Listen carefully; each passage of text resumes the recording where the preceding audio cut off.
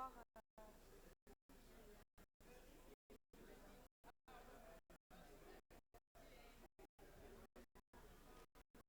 On n'a pas un petit sketch. Non, hein.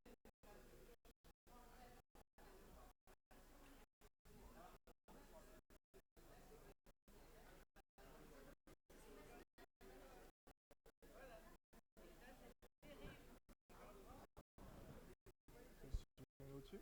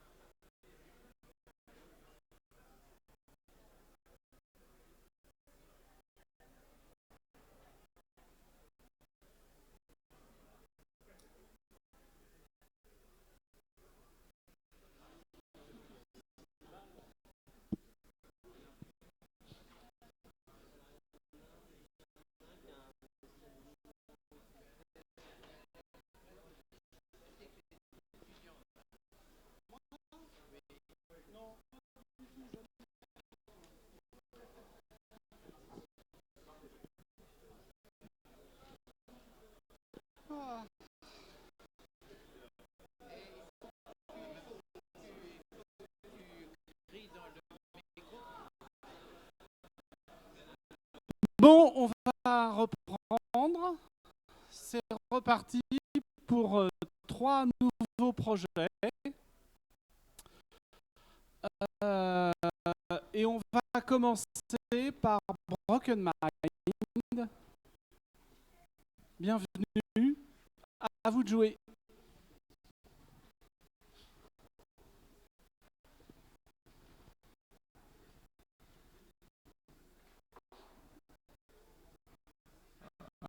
I'm gonna wait 1 sec that everybody sits.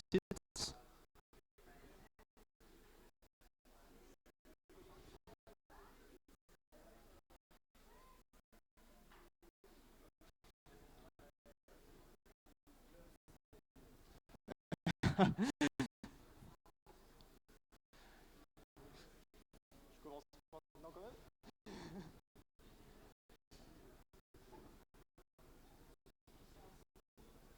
Ouais, allez. So, hello everybody. I hope you enjoy your meal.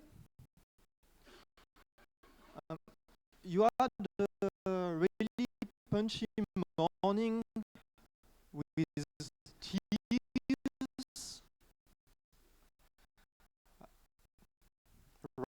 riots, prison escape. But let me warn you. What we are going to show you today is a bit more intimate. The game we want to talk to you about is called Broken Mind. It is a tale about something we all fear, but also a tale about something we all experience, love. In the game, Cnam-Enjmin, our main character, will speak about a story with our lost schoolmate, Leila. You will embody Cnam-Enjmin and explore her mind in order to find by who or what Leila has been kidnapped from her. For that, you will explore different important memories of them, and you will have solve puzzles in order to find out what is really happening. The game is a one-player experience. It's a puzzle game, and it's aimed to last 3 hours. We want to release it on PC, and rather than a long talk on the design, we're gonna start straightforward with the demonstration, but be aware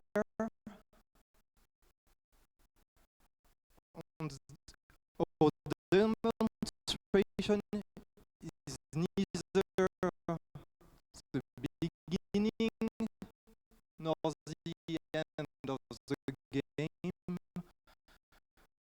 but it's more like a feeling of the experience. You will discover the puzzle mechanics smoothly, and you will have a hint about how the narration will be told.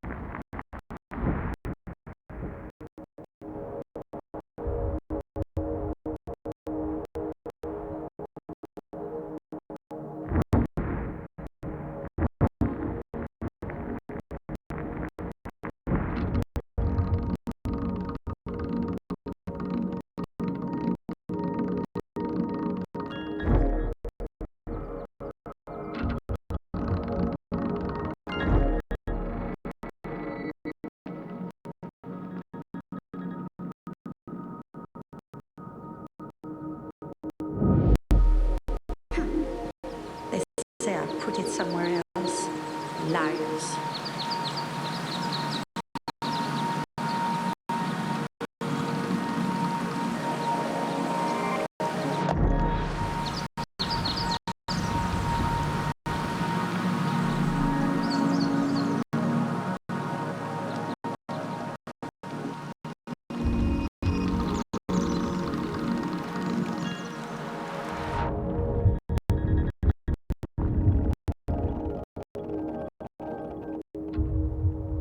I always made a detour there and had never seen anyone except that time.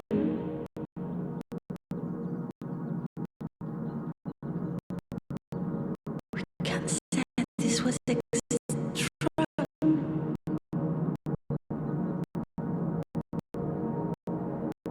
Tea.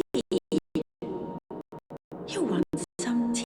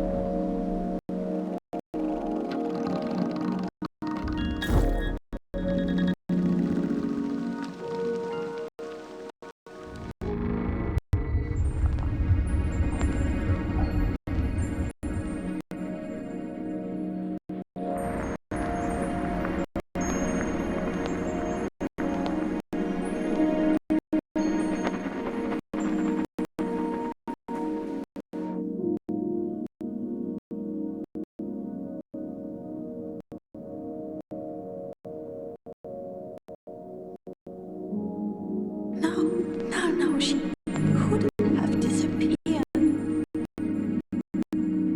I have the music box, right? You know, this music box.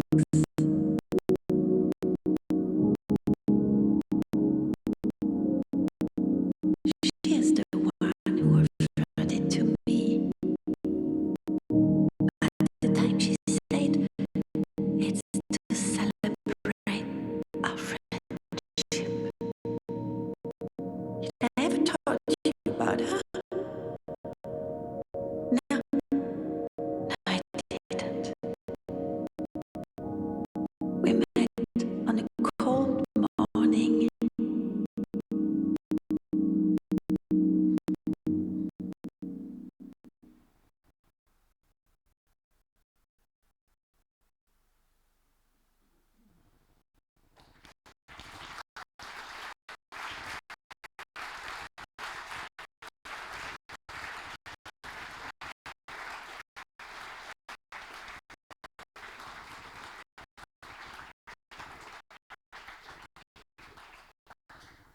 As you as you understood during the demo, Tan is speaking to someone. She recounts events of her life with Leila, who she deeply cares about, from her childhood to her last moment. The game is a spent time of a conversation, which gameplay-wise will be around 3 hours. This conversation covers most of important memories to Tanwen and Leila together. From her childhood to the separation and the present. In fact, Broken Mind is taking place in 5 different worlds. Each world tells an important memory of Leila and Tanwen together and introduce a new mechanic. In the final version of the game, the different mechanic is introduced in different ways. That's what you've seen on the screen. The one in present on the demo are highlighted on screen.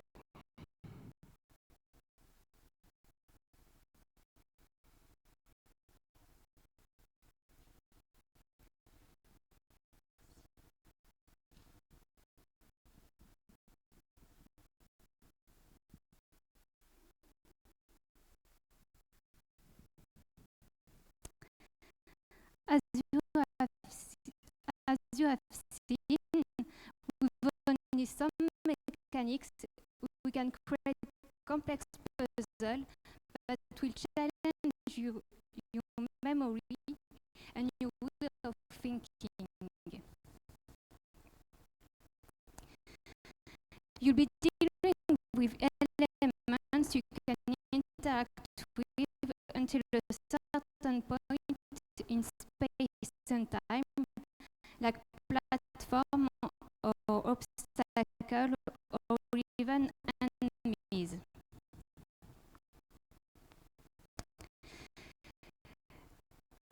In, in that example,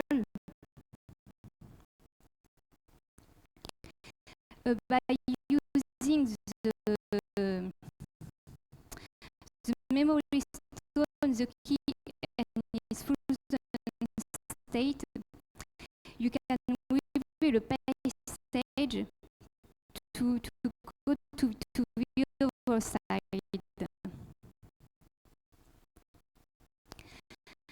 By combining the different mechanics,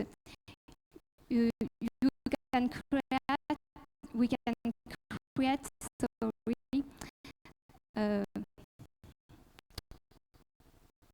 can create a large variety of situations.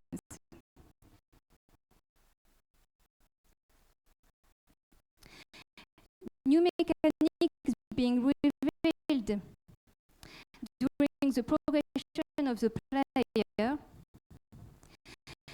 You will also encounter monsters, different types, whose behavior will change according to the state of the memory stones in which they are trapped, from disturbing to compliant. In this example, you can see two types of monsters. The first one blocking your way, and the second one deactivating keys. But caught by the memory of the stone, the first one will now be stunned, and the second one will activate keys. And it's only up to you to learn those behavior and to make them act the way you want to progress in the level.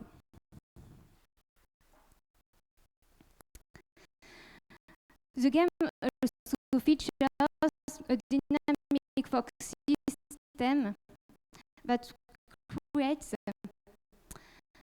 a mysterious and dreamlike mood.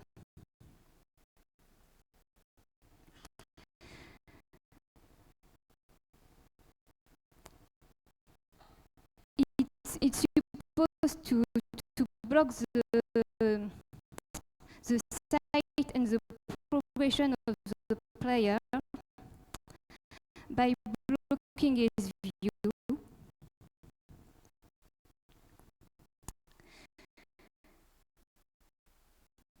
Sorry.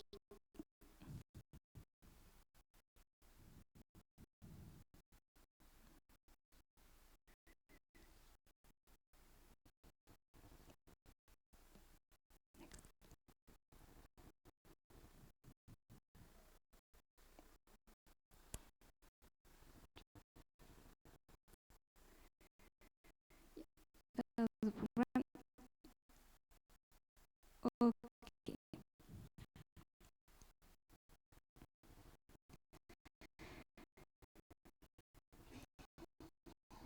Understand what the game is about is one of the main goals of the player.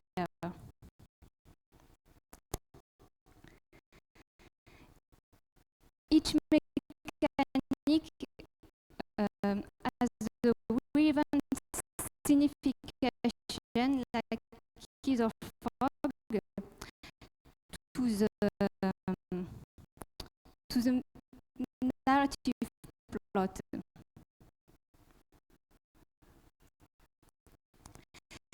Moreover, the bridges and the stone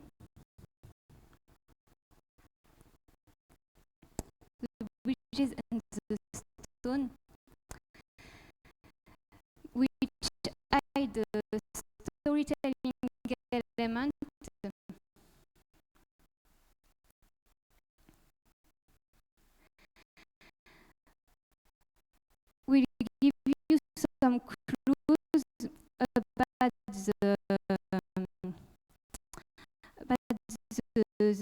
the main topic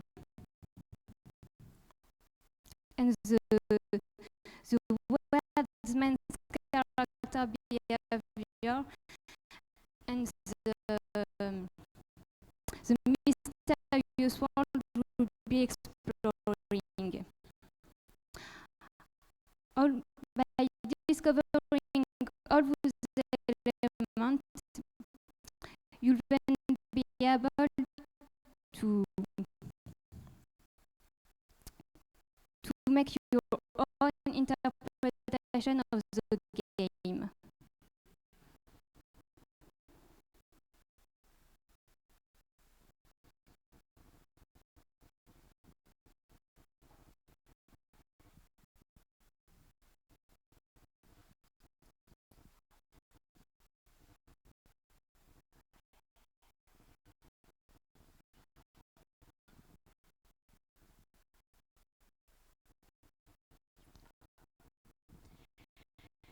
In order to keep the feeling that something is yet to be unraveled, we created a mysterious, cold-colored environment from which a foggy atmosphere slowly comes in.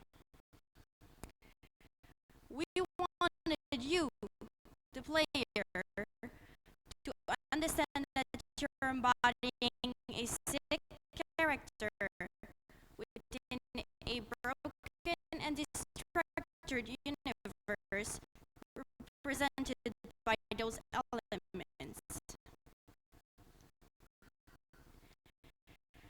However, as you solve riddles, use memory stones and keys to progress and discover the story, the environment changes. Everything gets brighter, more vivid, and warm-colored, giving you the impression that you are, slowly but surely, on the right track.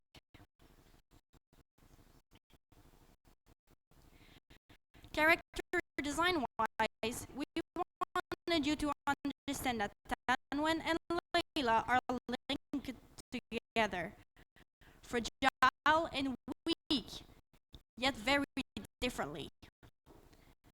That is why they have the same elongate and fine body shape, flowy and delicate particles around them, but a different color scheme. As for the entities, by giving them a cranky and zombie-like animation, we make it easier for the player to recognize them as foes, who will, one way or another, interrupt your general progression throughout the levels.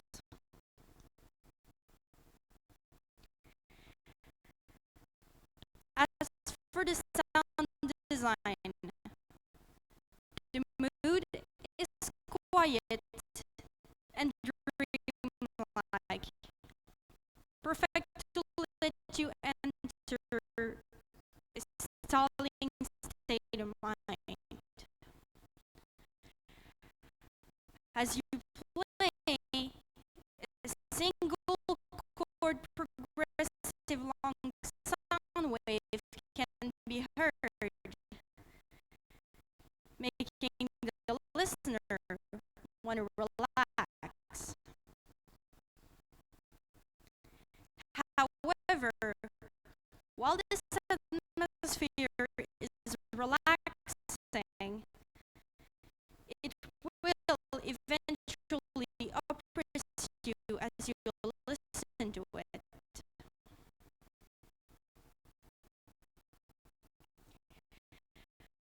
Other ambient elements, on the other hand, are used to make you feel that something is wrong in all that peacefulness.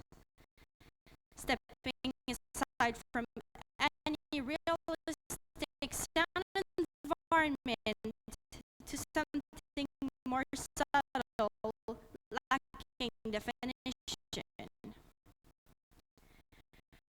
Broken Mind's sound experience doesn't have high frequencies, except when you enter a new temporal zone where a dynamic filter brings back details to the ears.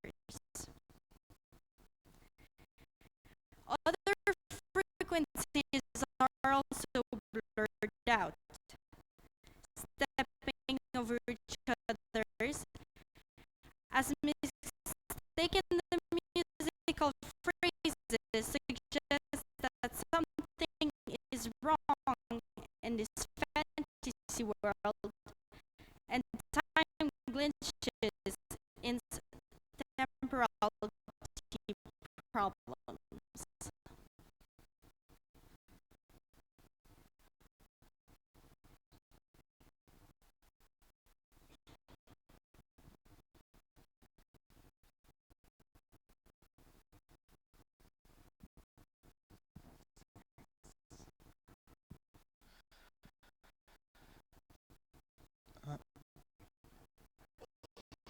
We designed the game to be released on PC. However, we really consider mobile and console as a platform, but with 4 titles released last year in 2015 with the similar design as ours,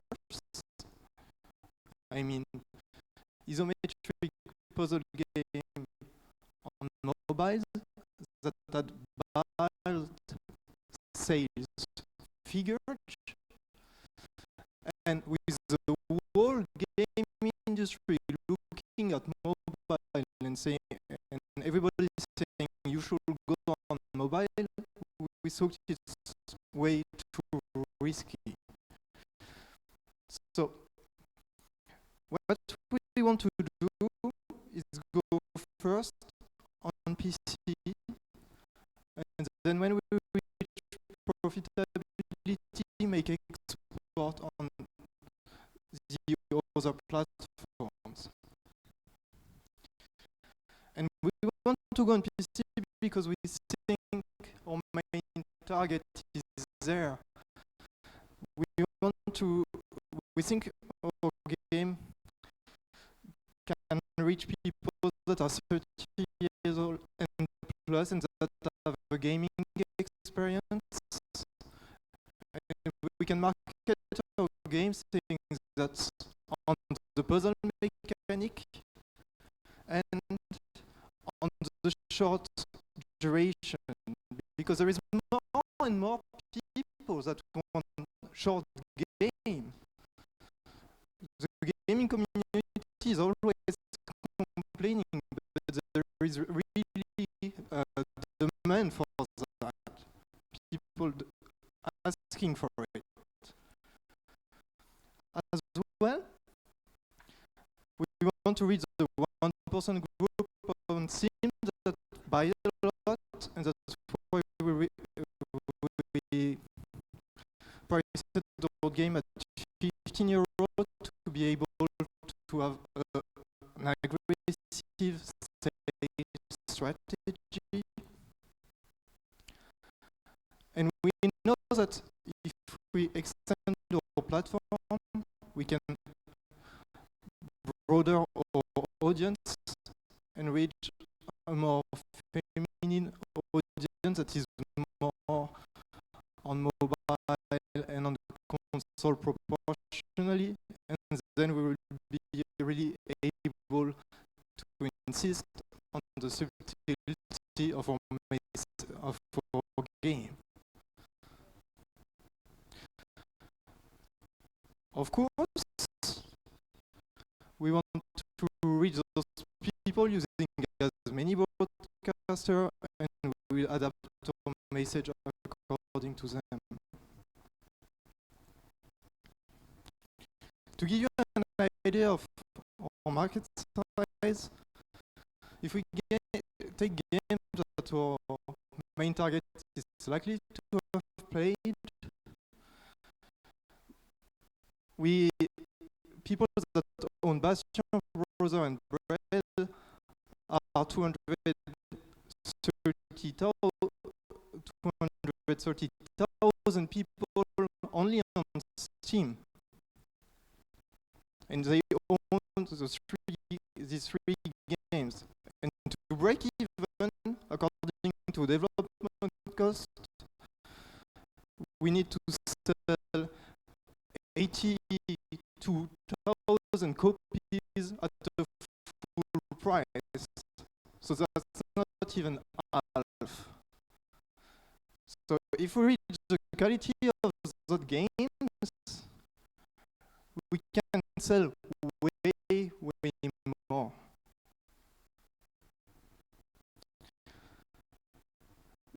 The development cost you've just seen is for 1 more year of production, according to where we are now. For 3 hours, we know that in the next 3 months we can produce a lot of puzzles with our pipeline, and we design it or planning and our marketing planning according to production planning. So we know that we can go to some events and we'll be far enough in our game production to show good previews, and that will give good incentive for us to produce faster, because marketing deadlines are real deadlines.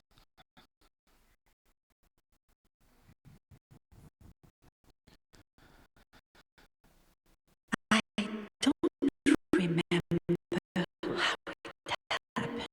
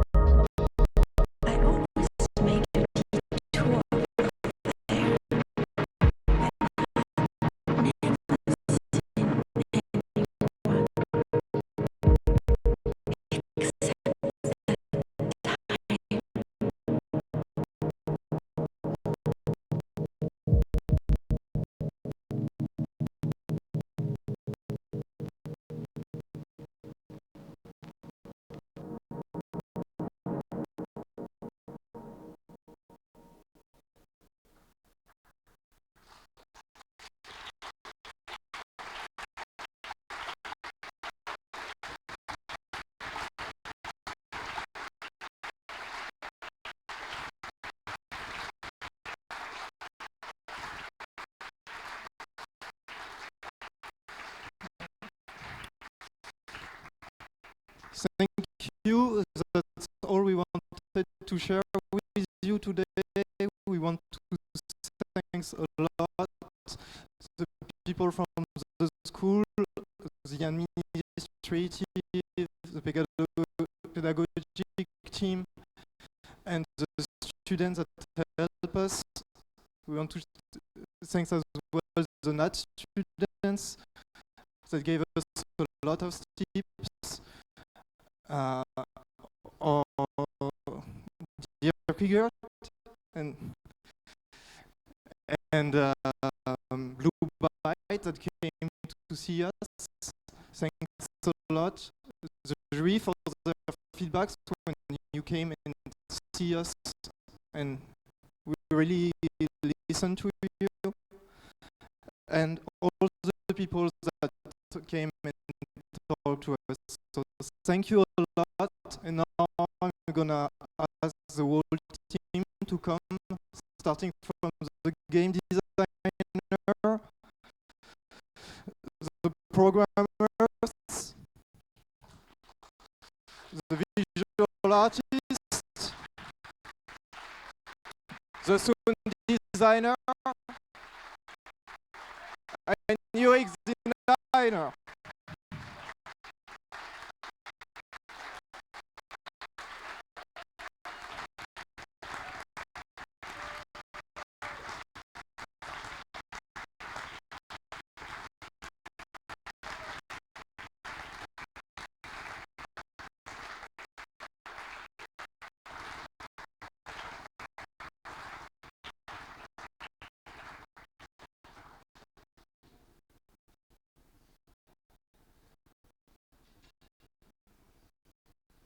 Et maintenant, on passe aux questions.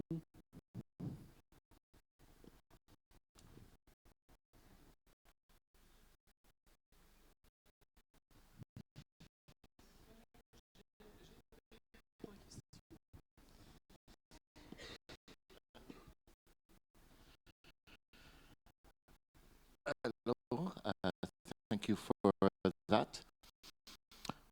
I think when I was here last time, my biggest criticism of your previous demonstration is I felt that it didn't really show me the gameplay and the puzzle play.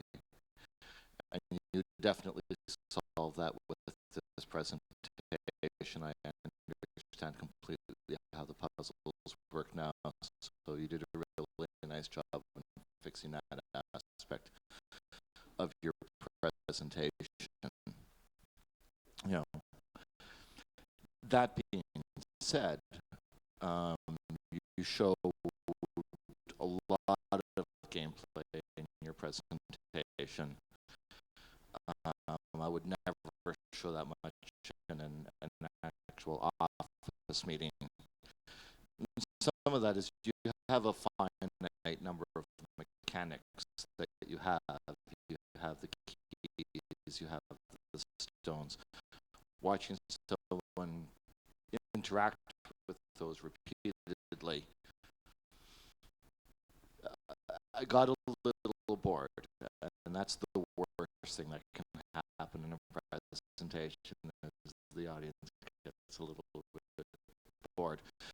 It's not necessarily criticism of the mechanic, it just might be how well that mechanic is a mechanic you can watch someone else play. But it is something about the game I'm a little concerned about, because, like, you know, in a shooter, you need calm moments where you do something different. In a side-scrolling platformer, you have the water level or whatever, where the mechanics change a little bit to sort of change the way the player is interacting with the game. And this looks like moving forward in this game, the player is interfacing with the same mechanics in pretty much the same way without kind of a break. It's the game feels to me like it's missing one more thing for the player to do. Whereas what you have looks pretty solid. I think you know what game you want to make. It looks great. It looked great last time I was here.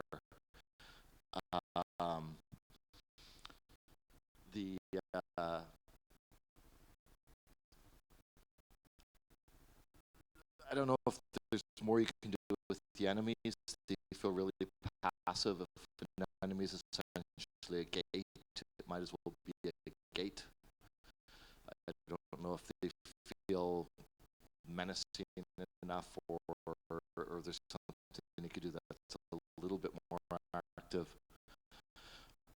I guess the last point I would have is the voice work.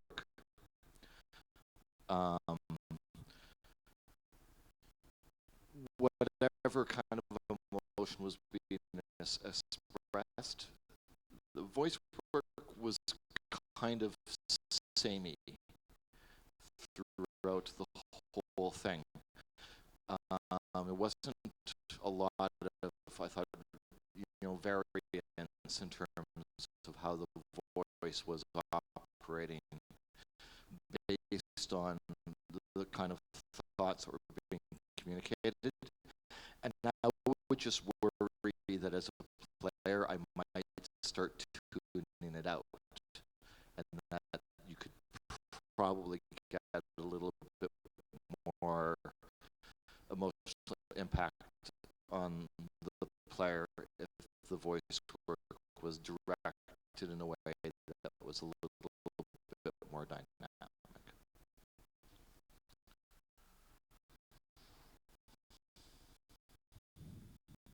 You want to say something, Adrien?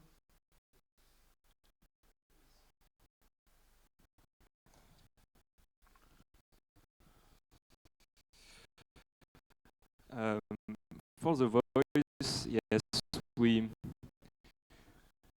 tried actually to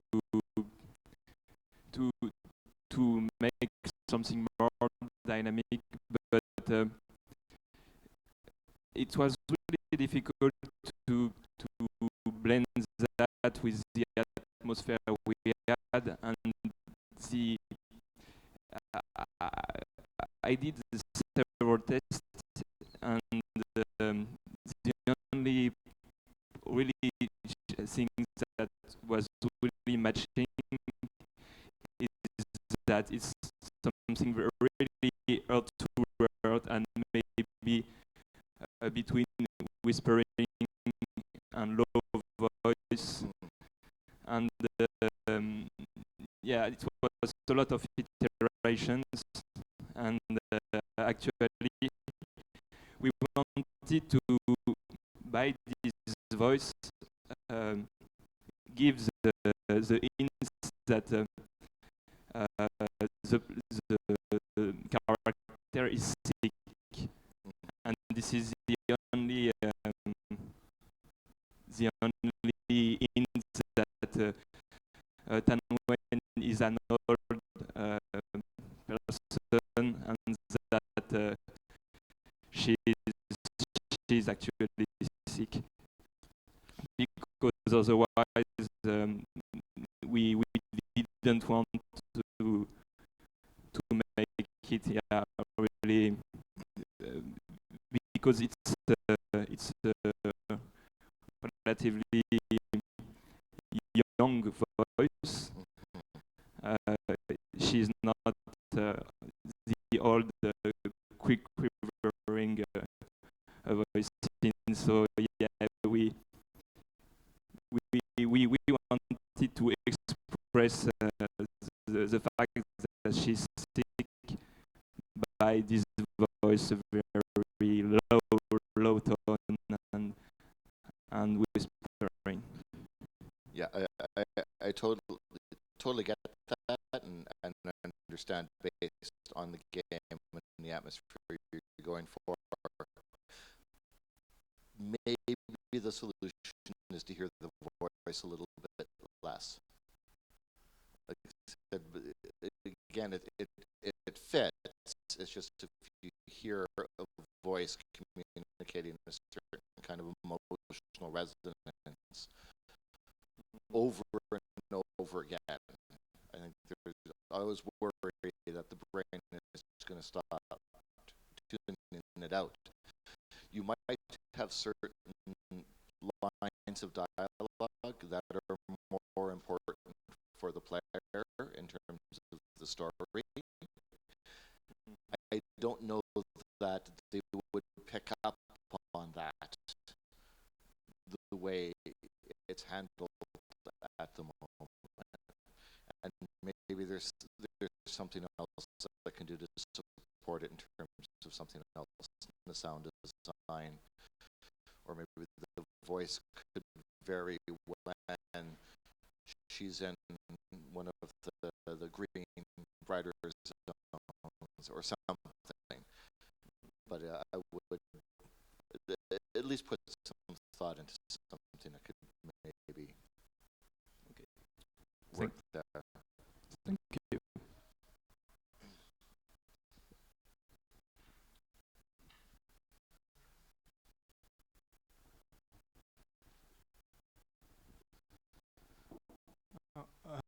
I just wanted to say as well for the voice, there is two narration in the game, one during the cinematic and the bridge, and maybe you notice when you open the stone, there is a voice that came, and when you close it and you open it, sometimes there is another. And one of our idea was to hide story elements in those stones, so players that will have troubles to solve riddles and will have to click more, will have still reward with voices and narration, and people that want to discover the game will click more and will discover stuff that are hidden and will be more able to understand the story. So that was as well one of the game design elements.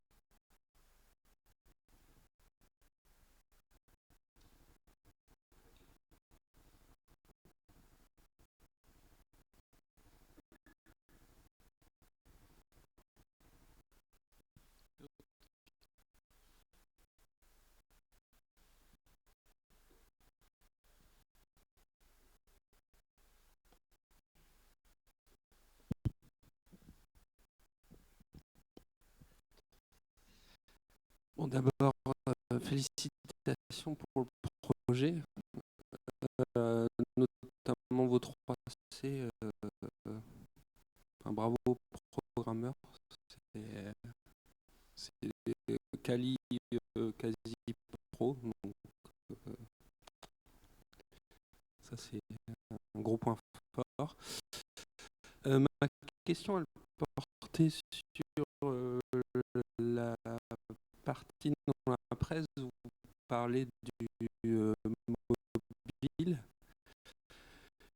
Et j'avoue que je n'ai pas bien compris pourquoi vous avez décidé de plutôt partir sur PC plutôt que sur mobile.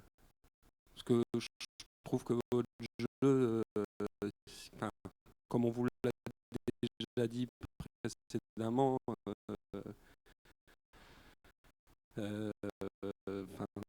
s'y prête plutôt bien, quoi. Donc à la manière d'un monument de vallée ou autre, avec peut-être un autre modèle économique, mais j'aimerais bien que vous développiez un peu plus ça. So the question is why not mobile? And the answer is we development costs around 500,000 euro, and if we want to reach profitability on mobile, we have to lower our price, of course, because we cannot sell a game at 15 euro. And then the sales figures that we need start to be really high and quite scary. And there was 4 games that has been released. I think of Ghost of Memories, that is a fine-looking game, isometric puzzle game, and 200,000 players plays our game on Android. No, 200,000 players plays their game. 10,000 or 50,000 booked it. All the other one, it was piracy. That's as well on PC. That's, we know that it's the same thing, but what we've seen from games that had an isometric design and were puzzle game, we saw that there was the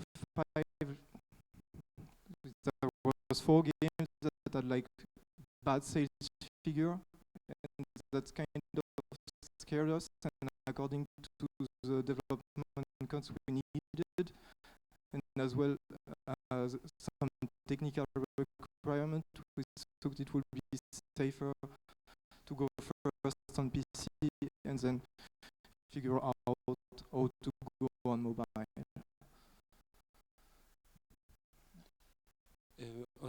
Question, la techno que vous utilisez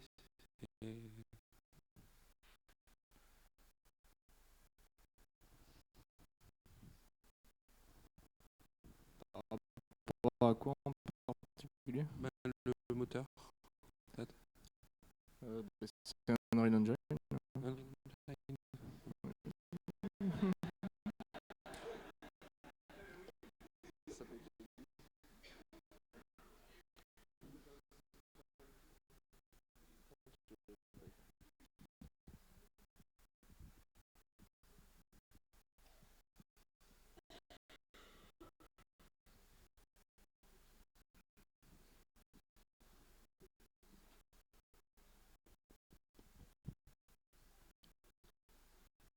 Une autre question?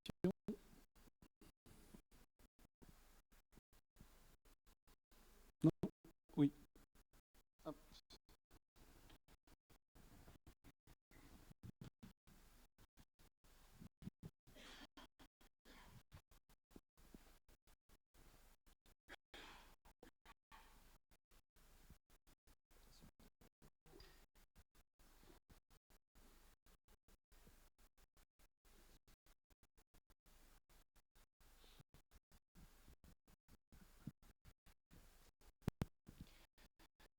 Bonjour, Pierre Faucheux, Ubisoft, Orléans. Donc je me suis fait voler une partie de ma question, mais ça concerne aussi les mobiles. Donc moi, j'étais pas là aux soutenances précédentes, et c'est vrai que quand je vois ça, instinctivement, je vois bien ça sur mobile. Du coup, ma question, c'est une question d'ouverture. Aujourd'hui, par rapport à ce que vous avez en termes de moteur, en termes d'éléments de gameplay, etc., qu'est-ce qui bloque ou qu'est-ce qui bloquerait pour aller rapidement sur mobile, à part peut-être une adaptation des contrôles? The main issue now, still about mobile, will what will be a problem for us to go there. Technically, with the fog system,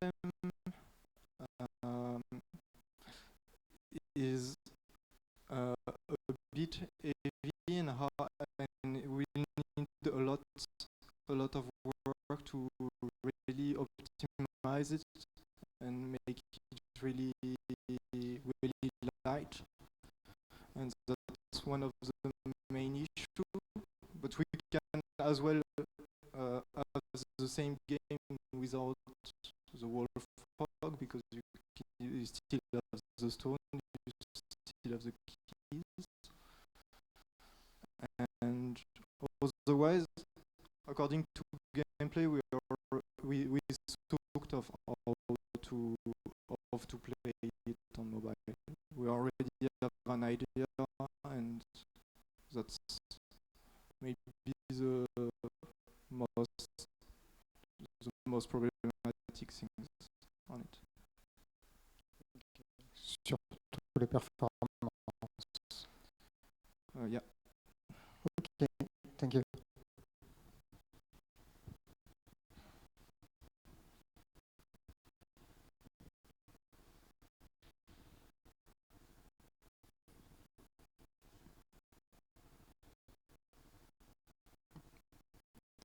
Fini, plus de questions? Bon, bah, on va vous remercier.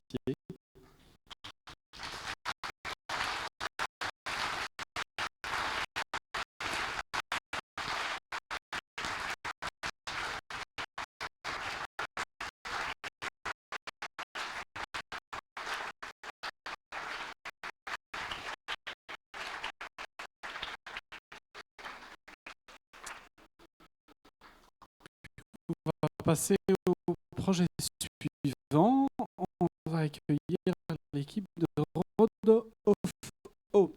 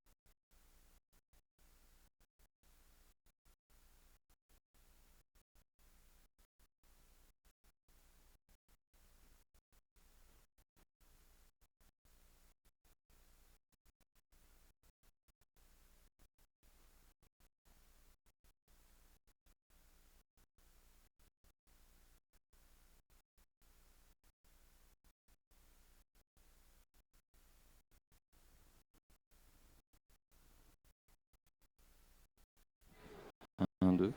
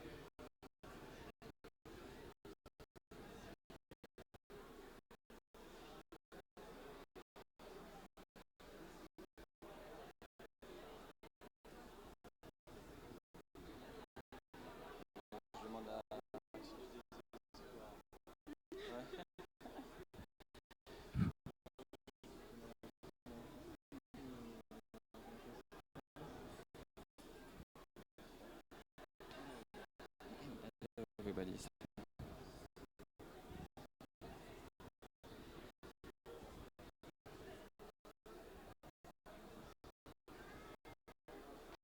Slide intro, Marjolaine.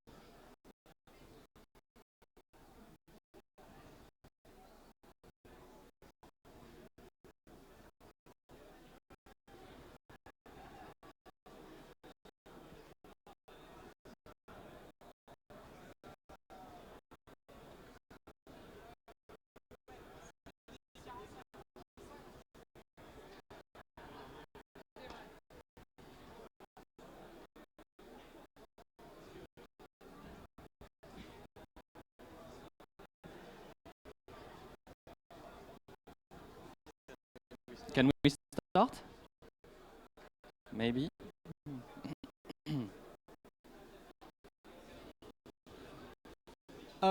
S'il vous plaît, on va commencer la présentation de Road of Hope. Merci. Hello everybody, thanks for coming to see Road of Hope presentation. For the quick overview, the game makes you embody Ada, a bush taxi driver, a kind of delivery woman. You will be entirely behind closed door in a makeshift truck moving along the landscape wasted by climatic upheaval and conflict. It's a first-person narrative solo game. The game is strongly focused on narration and content, quick-time event sequences. Our main inspiration are the documentary Les Routes de l'Impossible, which presents many bush taxi drivers from all around the world and their struggle in everyday life. We choose The Long Dark for its gloomy ambience and The Last of Us for its cinematic storytelling. The Walking Dead from Telltale is also a strong influence as for its gameplay or its way to drive the narration. As a result, we highlighted 3 unique selling points for Road of Hope. A strong team with bush taxi driver issue. In addition, to combine a narrative game with simulation aspects and to keep the player behind closed door. Let's now talk about the game design with one of our game designer, Maxime.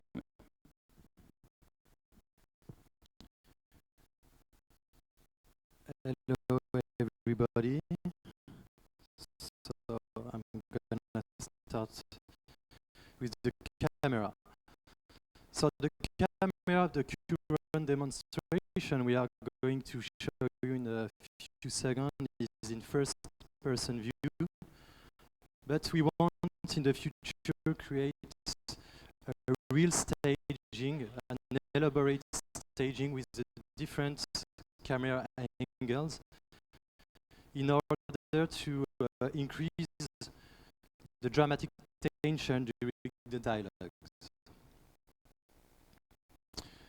As Tony said, you embody Ada. She's a young and tough woman. She's about 30 years old. She was born in 2015. And she is a kind of bush taxi. It means that she is a delivery woman. And the only way she has to survive in the country is to use her old truck to make a lot of deliveries and earn money. About the controls, the game is playable on console and PC, so you can use the mouse and the keyboard and the controller. Road of Hope is not an open world.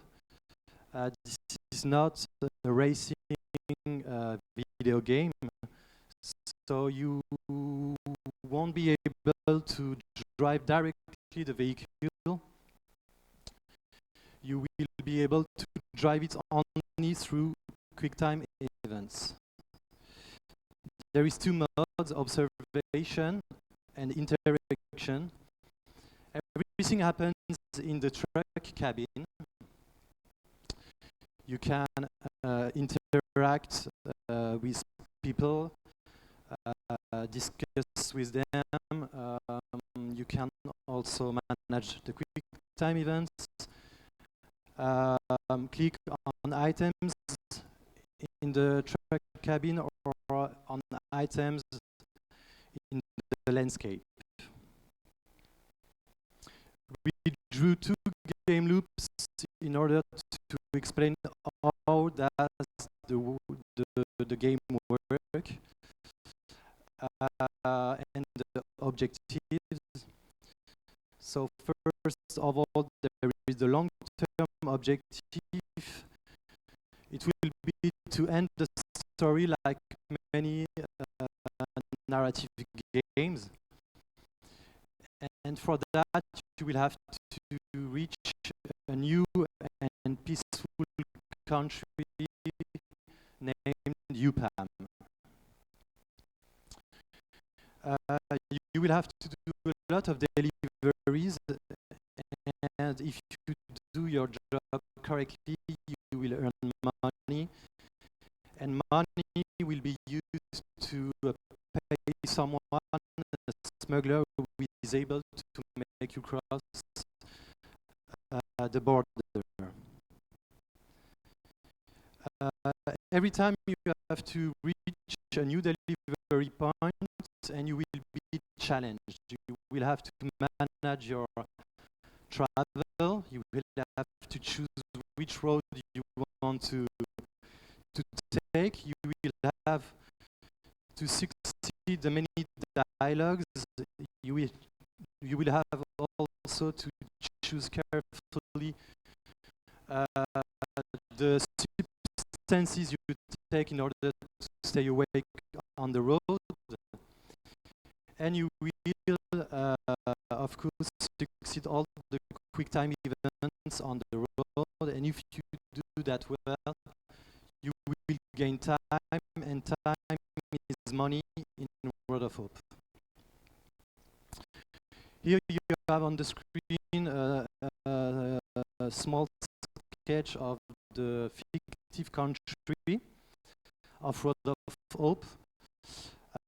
This is a country ravaged by civil war and natural disasters.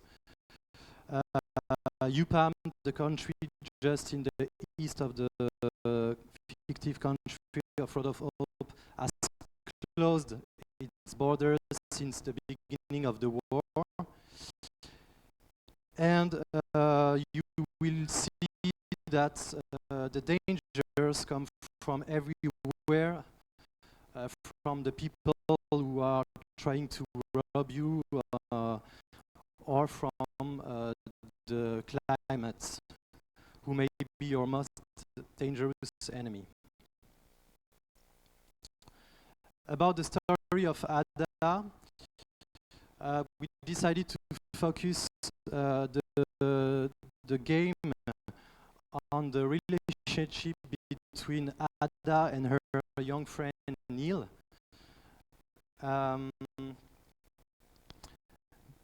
There is also another relation between Matthias, her boss, who is going to give her some special deliveries to make money.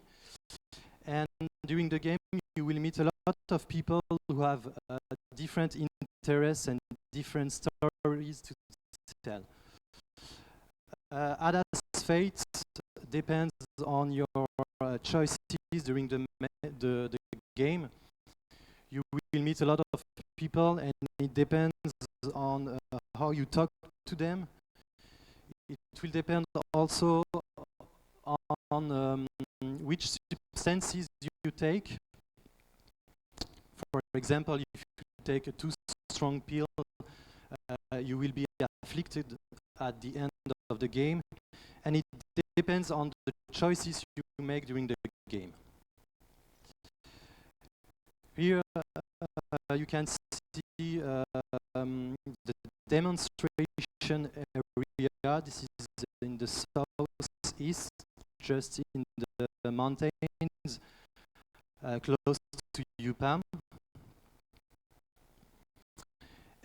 And Ada has decided to make a last delivery in order to complete the amount of money she needs to get to UPAM. She wants to meet a smuggler who is able to make her cross the frontier. And before that, she wants to go to the gas station to refuel her truck. And she has to do these deliveries. She has to give some stuff to a revolutionary soldier. And she has to get to the highest point of the mountain. Here are the different characters we are going to speak about in the demonstration. Neil, the protégé, Matthias, the boss, Norma, who is a kind of crazy woman, and Ratchet, the smuggler. So let's see the demonstration now.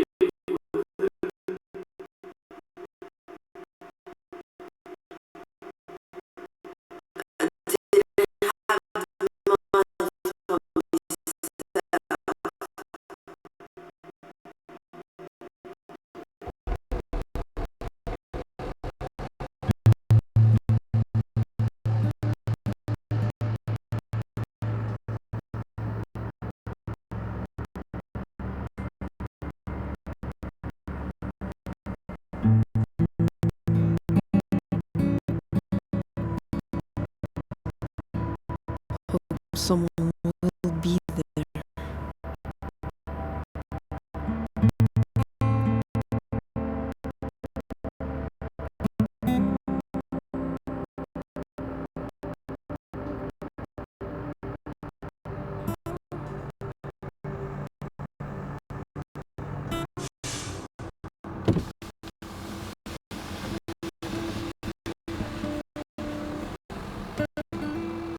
How you doing, Norma?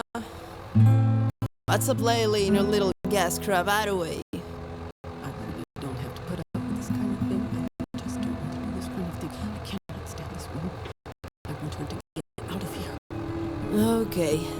Any guess? Have you got any left? Want to get refilled before I start climb? And doesn't hurt to ask. You have any food? Give some paint then. Paint. The one Gauguin used at Pont-Aven. It was in 1888, yes? Orange, red, the one that slips between fingers. 1888, that's right, BB? Yeah. Quit rabbiting on about it. I may have some and I may give some of you. What do you need it anyway? Oh, why are you covered with it? Come see for yourself. Okay, I admit it. It's worth the budget's sake. But now the true question is, do you have supplies, gas, and food? I want to consider giving you some pay for your extravaganza. The cargoes is tied to someone else. You're writing kids down the foundry. I like him, but it's all I've got. I can give you 5 gallons of gas for 10 gallons of paint.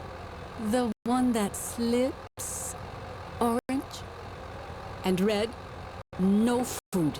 It's gone. With the bees. Those crazy demons.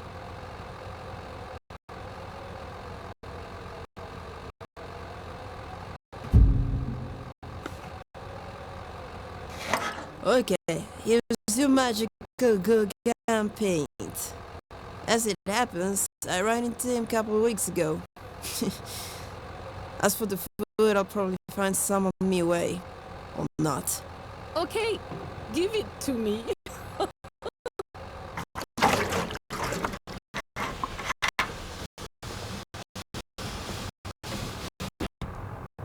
Need to take a little pill. Starting to doze off.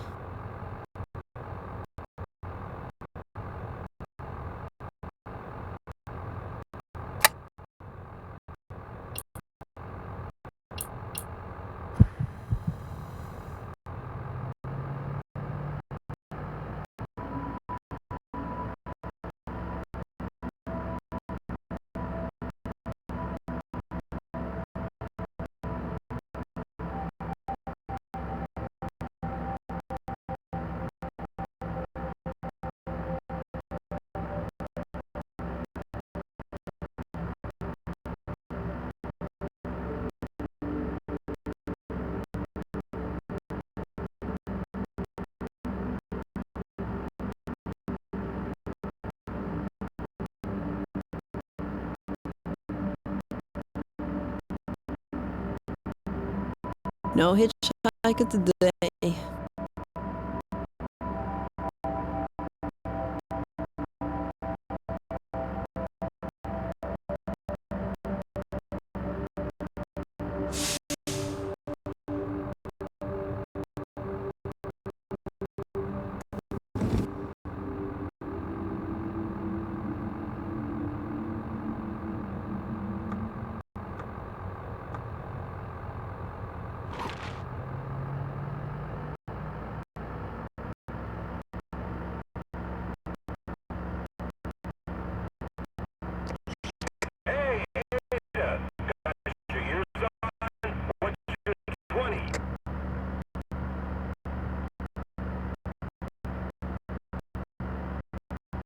Hi, Matthias. Just have a few seconds for gas and petrol. Gotta be on time for my gig at the foundry.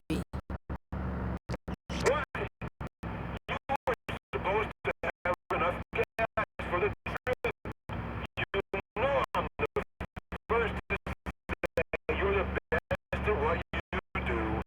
But remember, you've got a schedule. I won't let this time be like your comic book incident. Your job isn't about delaying deliveries for picking up toys for that kid. You know I like him, but Neil isn't your priority. Do you copy?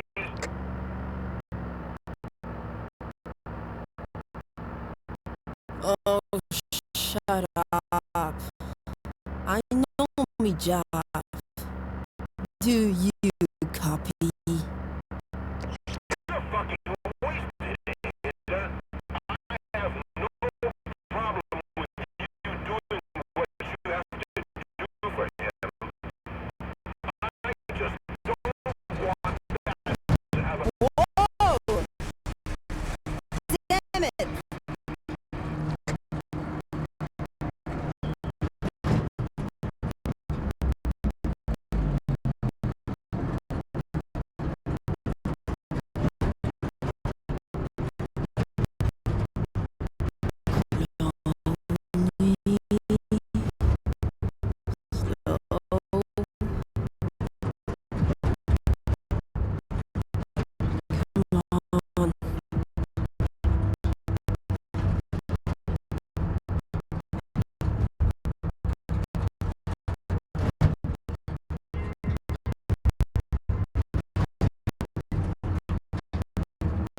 Damn!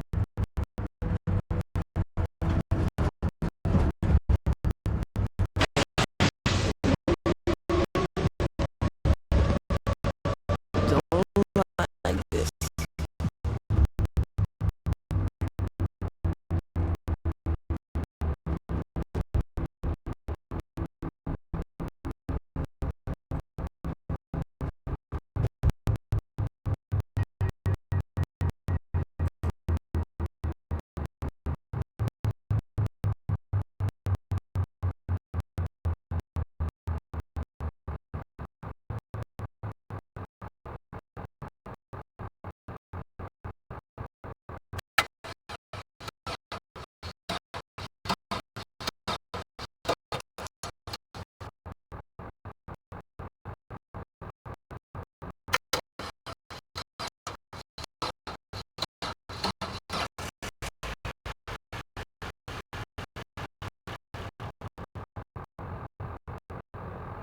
Hey, ears on? What's your 20? Hey, backlog. Still at the foundry. Everything is okay. You'll get your folder passes back and more. Plus, I'm right on schedule for my next delivery. Roger that. Well, I won't keep you. You need to be on the road to stay on time for your arrival at your next delivery point. At Gaia, right? Oh, Matthias, we shall be right where I gotta be tomorrow. Well, that's perfect. Over and out. Yes, over and out, Matthias.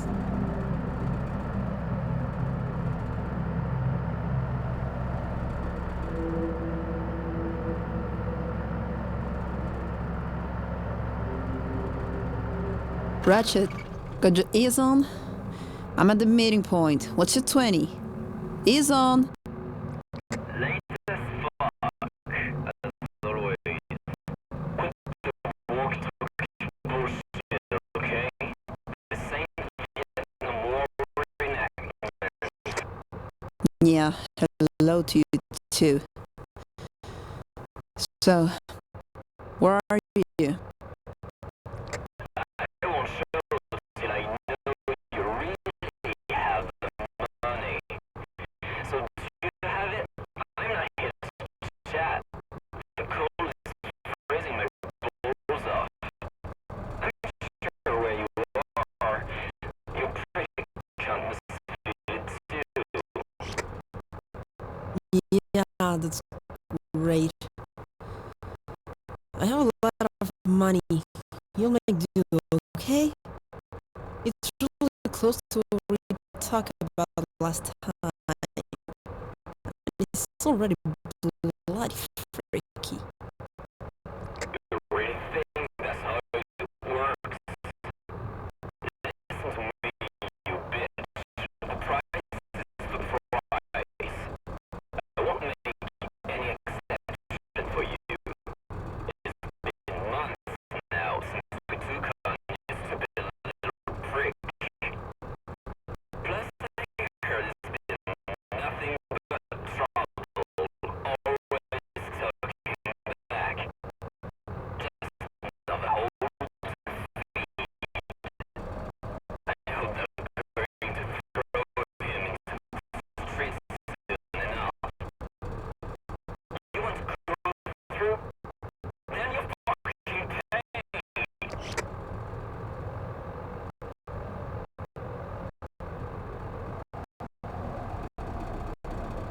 Jeez, something came up, okay? I had to get rid of some of my cargo to go on. So here I am, with not as much as money as I expected. I'm not telling Porky's, okay? You gotta help me out, please. Bombing. You want a feast of nation. You want to leave this shit hole and get your little teenage cocksucker. Then you fucking pay.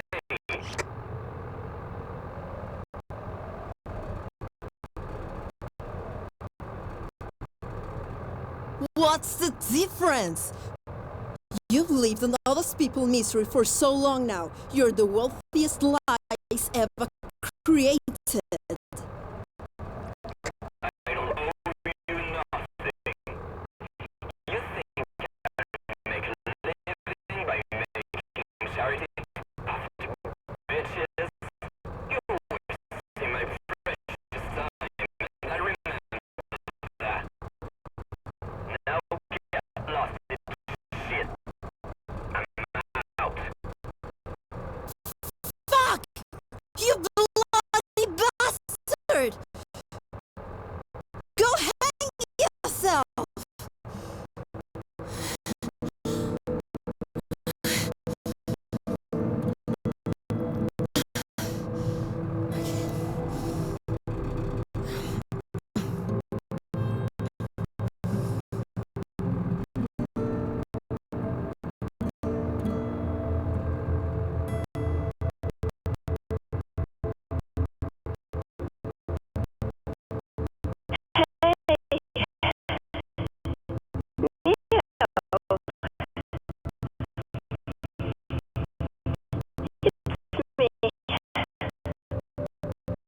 Hope you're alright. Everything is okay for me. I swear I'll be with you very soon.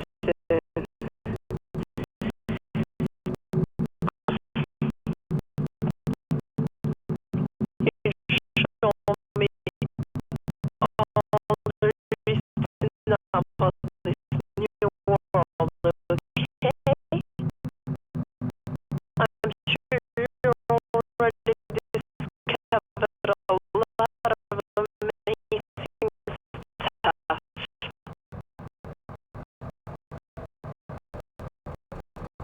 See ya, punk.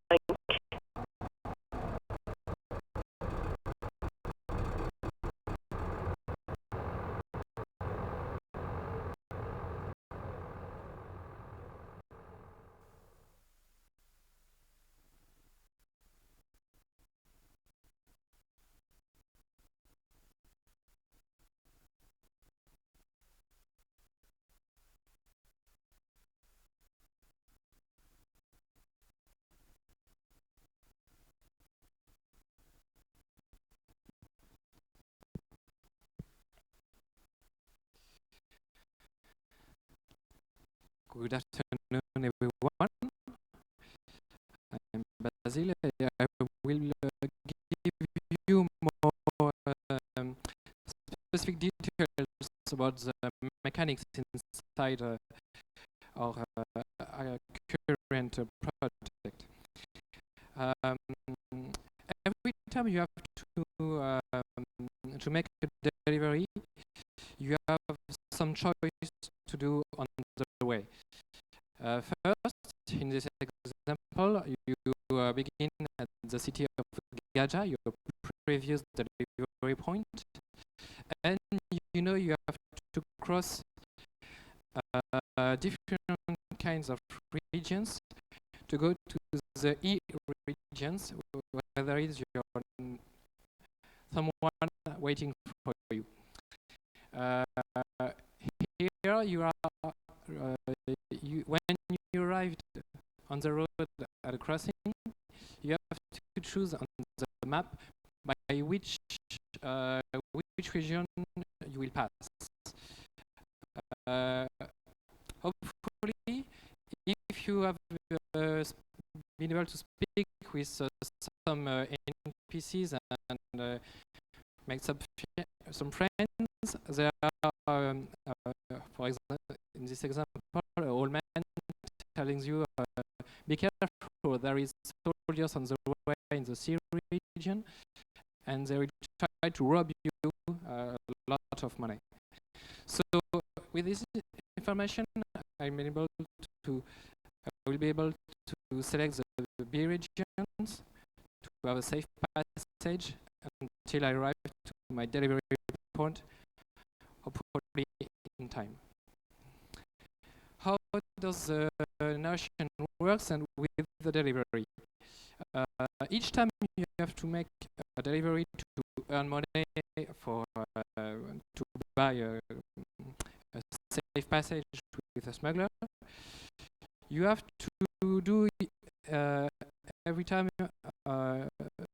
those delivery in limited. You have a limited amount of time to do so. And we thought about the money as a trigger for narrative major event, for in order to give you to the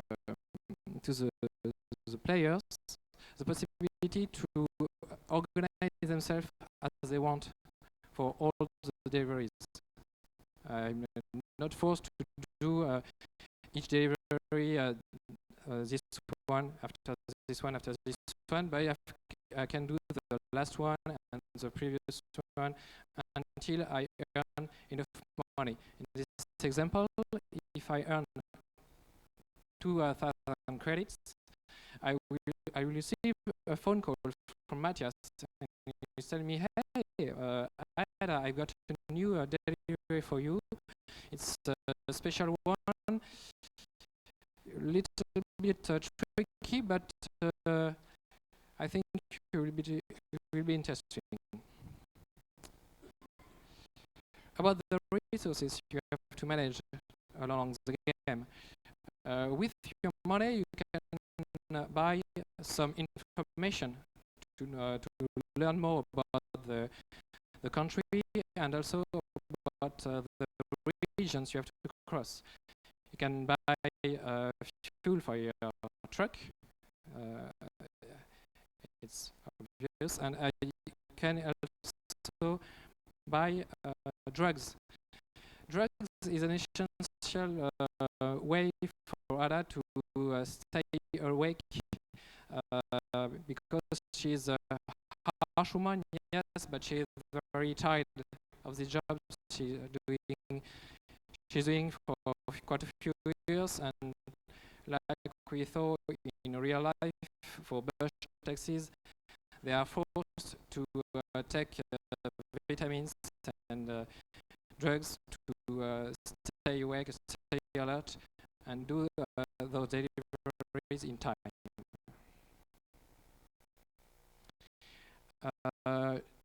Time, we don't speak about time as a real-time perspective, but more the turn-by-turn mechanic. We want the player to have a strategy to elaborate in order to make his delivery. Each time, for example, you have to cross a border between two regions, you lose 1 point, 1 hour of time. Each time you fail a QTE, you don't have to do it again and again and again like in other narrative games, but your failure is actually have a consequence. It gives you a delay on your delivery, but you can go on after you have repaired the truck. About the delay, there are 3 levels of delays. It's still possible for you, even if you have a little delay, to try to coax the people and tell you, sorry, I've got an issue. It's please help me, give me a few parts of the reward. There are 4 rewards on the game: money, information, gas for your truck, and drugs for Hada. About our dialogues, we thought about our characters. We tried to give them a lot of empathy, and we created a lot of social groups, very diversified, in order to stay, to keep for the players and interesting to all continue his journey. And each time you select an answer, you like in other narrative game, it will change the course of the story and your end.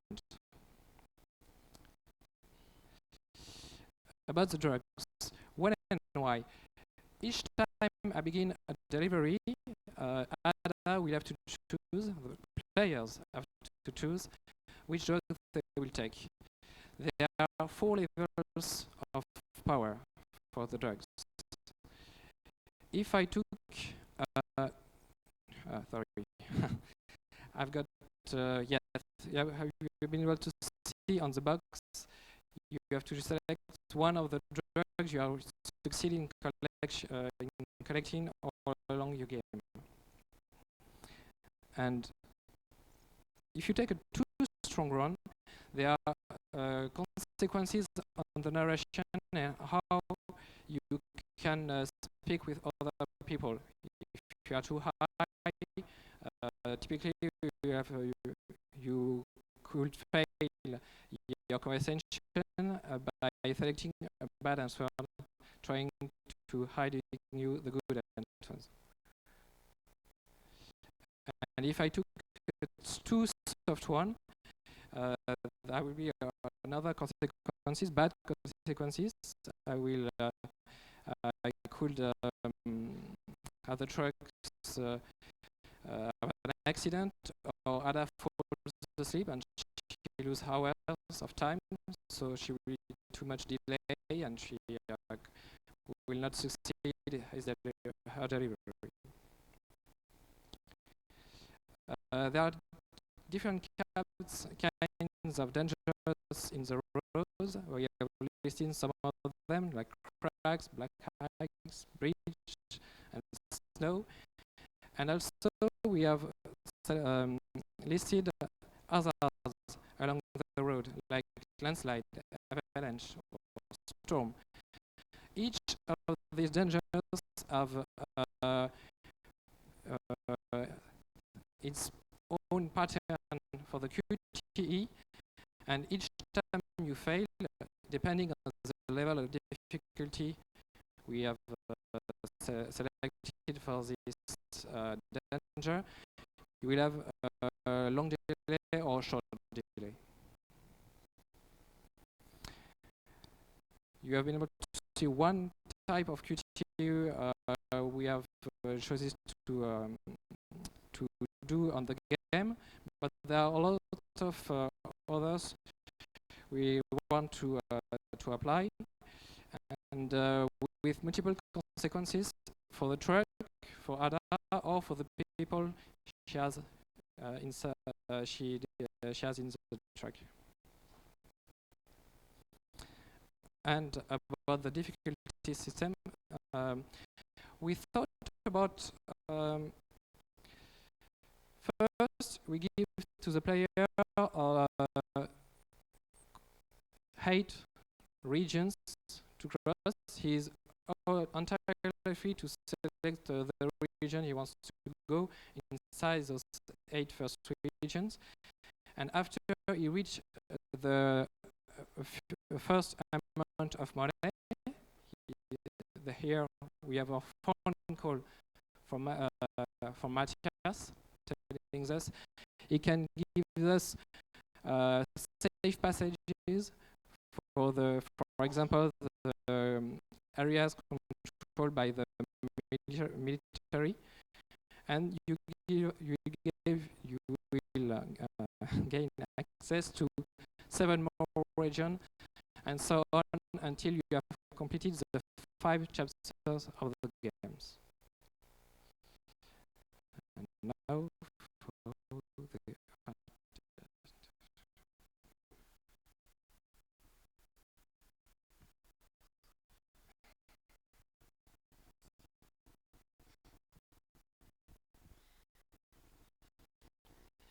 So the road is ravaged by natural disaster and abandon.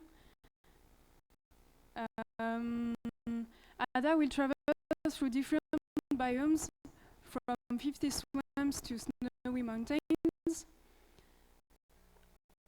Our visual identity is based on the textures in which we can see the brushstrokes.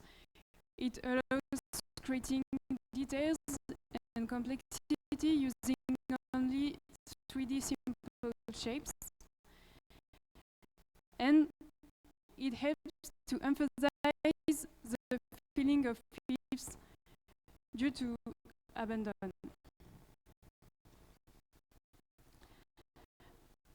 As Ada is reaching the top of the mountain, the weather and the lights are changing. In fact, it becomes more and more dark, snowy, stormy, and threatening. We try to reconstruct the landscape where the bush taxis are involved. Vast and harsh, yet beautiful and spectacular. And let's talk about management and production with 20.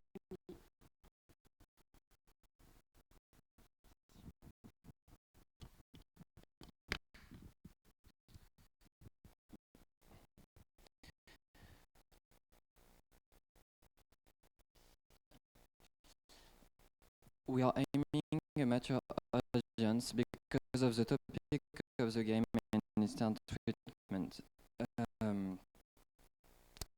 Road of Hope is both playable by casual and gamers. The game will be released worldwide in PSN, GOG, Steam, and Xbox Live. If we state that we keep on making the game without a break, it will be released in 10 months. We have done the pre-production and shown you the vertical slice. Now there will be 6 months and 14 person working on the project until we reach the alpha. Then 2 months later comes the beta, in which final assets and effects are integrated. And finally, 1 month for QA testing and more for submissions with the drop of the workforce. As for the communication plane, the communication will be very essential to face the competitive rivalry. We are planning on making a very tense communication on social media 10 months before the release of the game.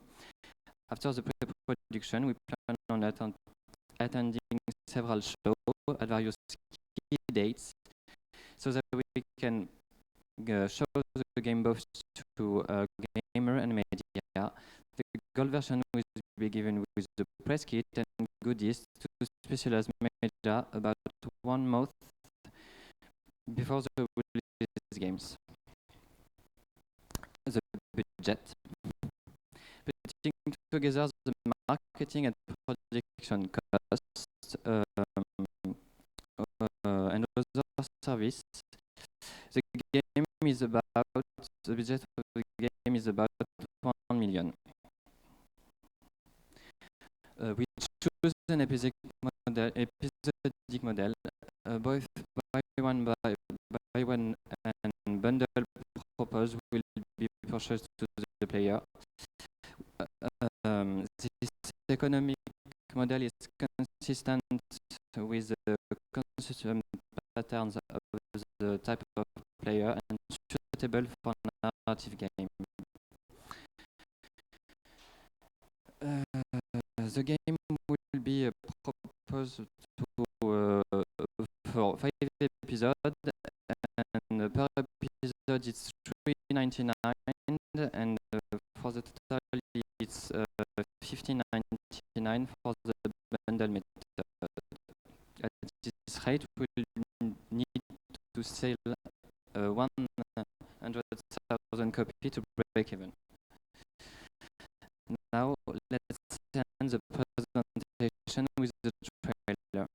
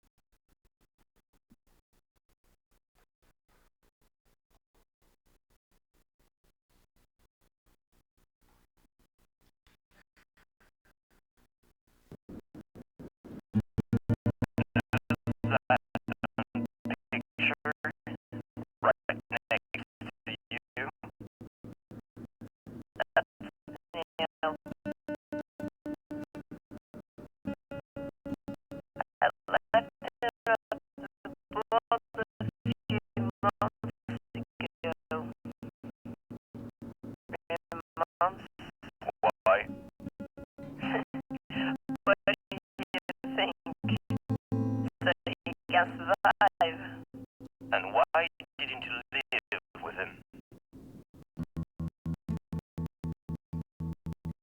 I didn't have much for myself.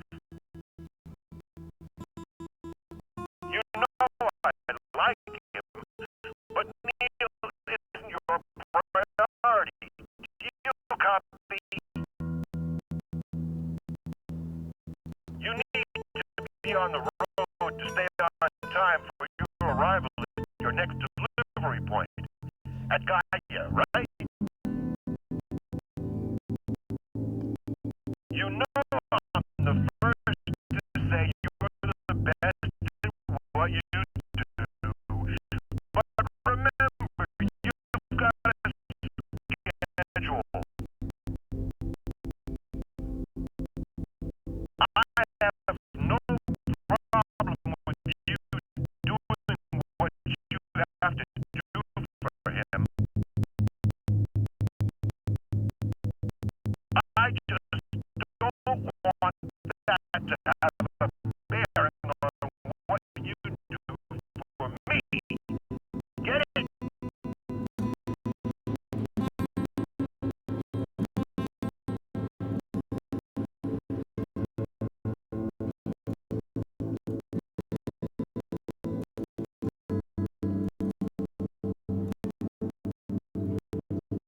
Hey, Neil.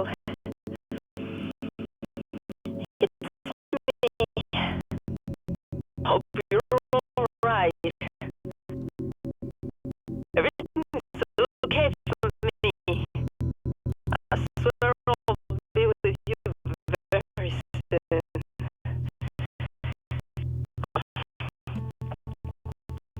You show me all there is to know about this new world, okay? I'm sure you've already discovered a lot of amazing stuff. See ya, punk.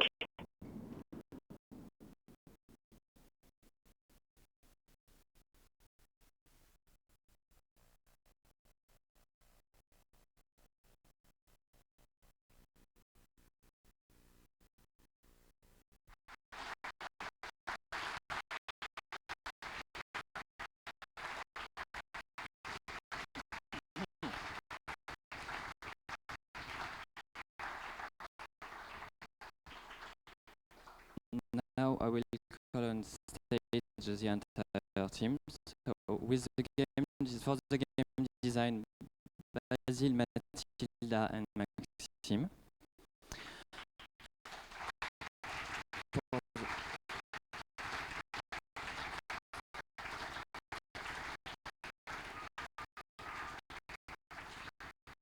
For the programming, Bastien, Nicolas, and Logan.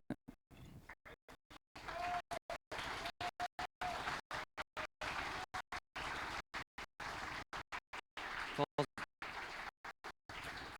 the graphic design, Anne, Ronaldo, and Marjolaine. And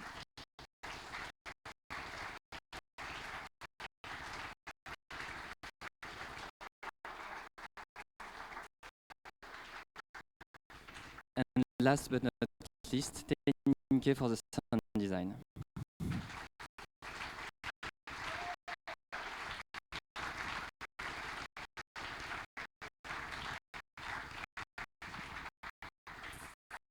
For the special thanks, we want to thank Danae and Pierrick for their voices and their wonderful work on the project. Thank you. Pierrick.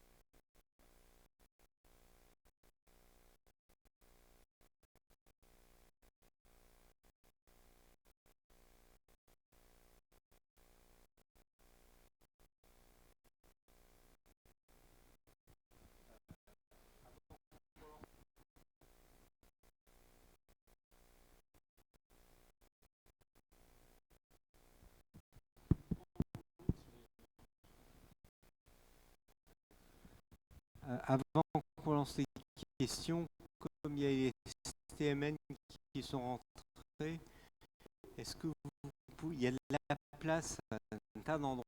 Est-ce que vous pouvez vous tester? Je vais faire la Charline Chapelle.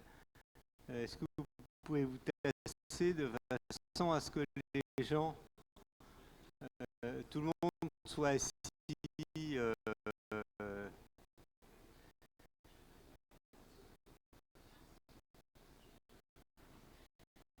Merci.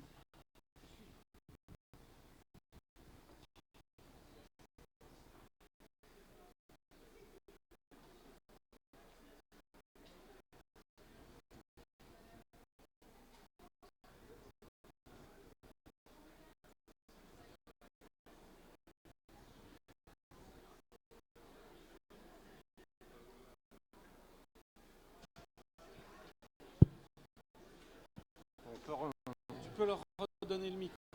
Voilà, on vous redonne le micro. Alors, installez-vous vite. Question. Oui.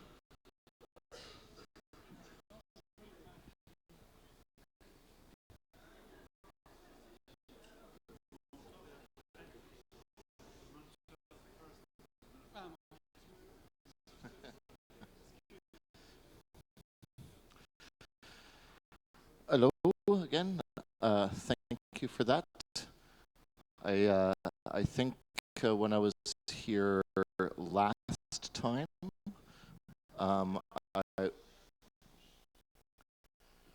when I was here last time, I was very concerned that I really wasn't clear on what the gameplay was watching your presentation, and that was much better this time. It was very, very clear what the gameplay is. Yeah, that was a huge turnaround for your team. I feel much more sort of confident in understanding what the game is and how it works than I did last time. So good job there. Some of you did speak quite quickly, but that might be because you had 50 slides to go through.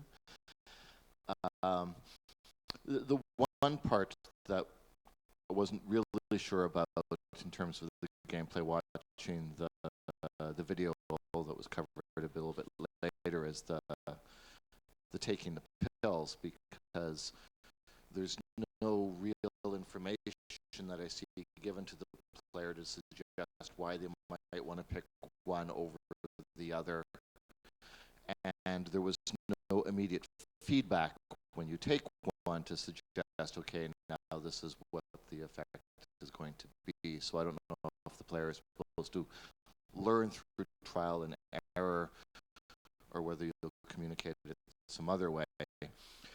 But in some ways, it seems like it's your most significant game mechanic, because it has very significant ramifications on how everything else plays out. But in terms of your overall presentation, it doesn't get a whole lot of time. So I wonder if there might be a way in any future presentation to put a little bit more emphasis on the drug taking, because it seems like it's a very important moment for the player. But it gets very much less airtime in both your talk and the video than some of the other elements in the game. In terms of the art direction, I really like the slides that show the intention of the art direction. I don't know if the final game really lives up to that yet. You know, the game looks a little rougher than I would expect a game at this stage in the game to look. I think you need to sort of push the visual quality a little bit based on where you're at right now. Ultimately, I think your biggest challenge, though, is going to be marketing this game. I think you already have a sense of that. There's going to be a finite audience for this game. There is definitely an audience for this kind of story game, but even in that market, it can be fairly competitive. One of the tough things you're going to have to communicate is that you're not a driving game, even though you spend most of the time driving. You can't market this game without mentioning that you're driving. By the same token, you don't want anyone who wants a driving game to pick it up. I don't know how you solve that. I think it's going to be a bit of a challenge, however. I would probably recommend, as such, to really focus on the character and the world as something to market around. If you're targeting people who play these kinds of story games, you don't need to market the mechanics. The people are drawn to those games.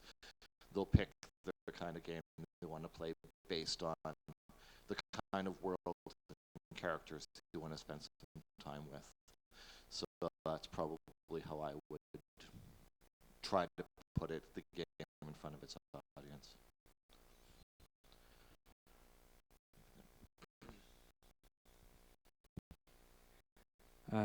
Thank you for your feedback. And yes, I'm sorry I speak too much quick, but we thought for the drugs, when you take a pills, it's the player have to learn the effect by himself. It is a choice to have no indication during the game if this one is strong or this one is weak, and this is, as a player, he has to learn for each new drug the effect by taking one and see what's happening. I think that's fine, but I think you need to be careful that at least one of the effects of it happens pretty quick after taking it. Otherwise, it might just be a little tough for the player to put it together.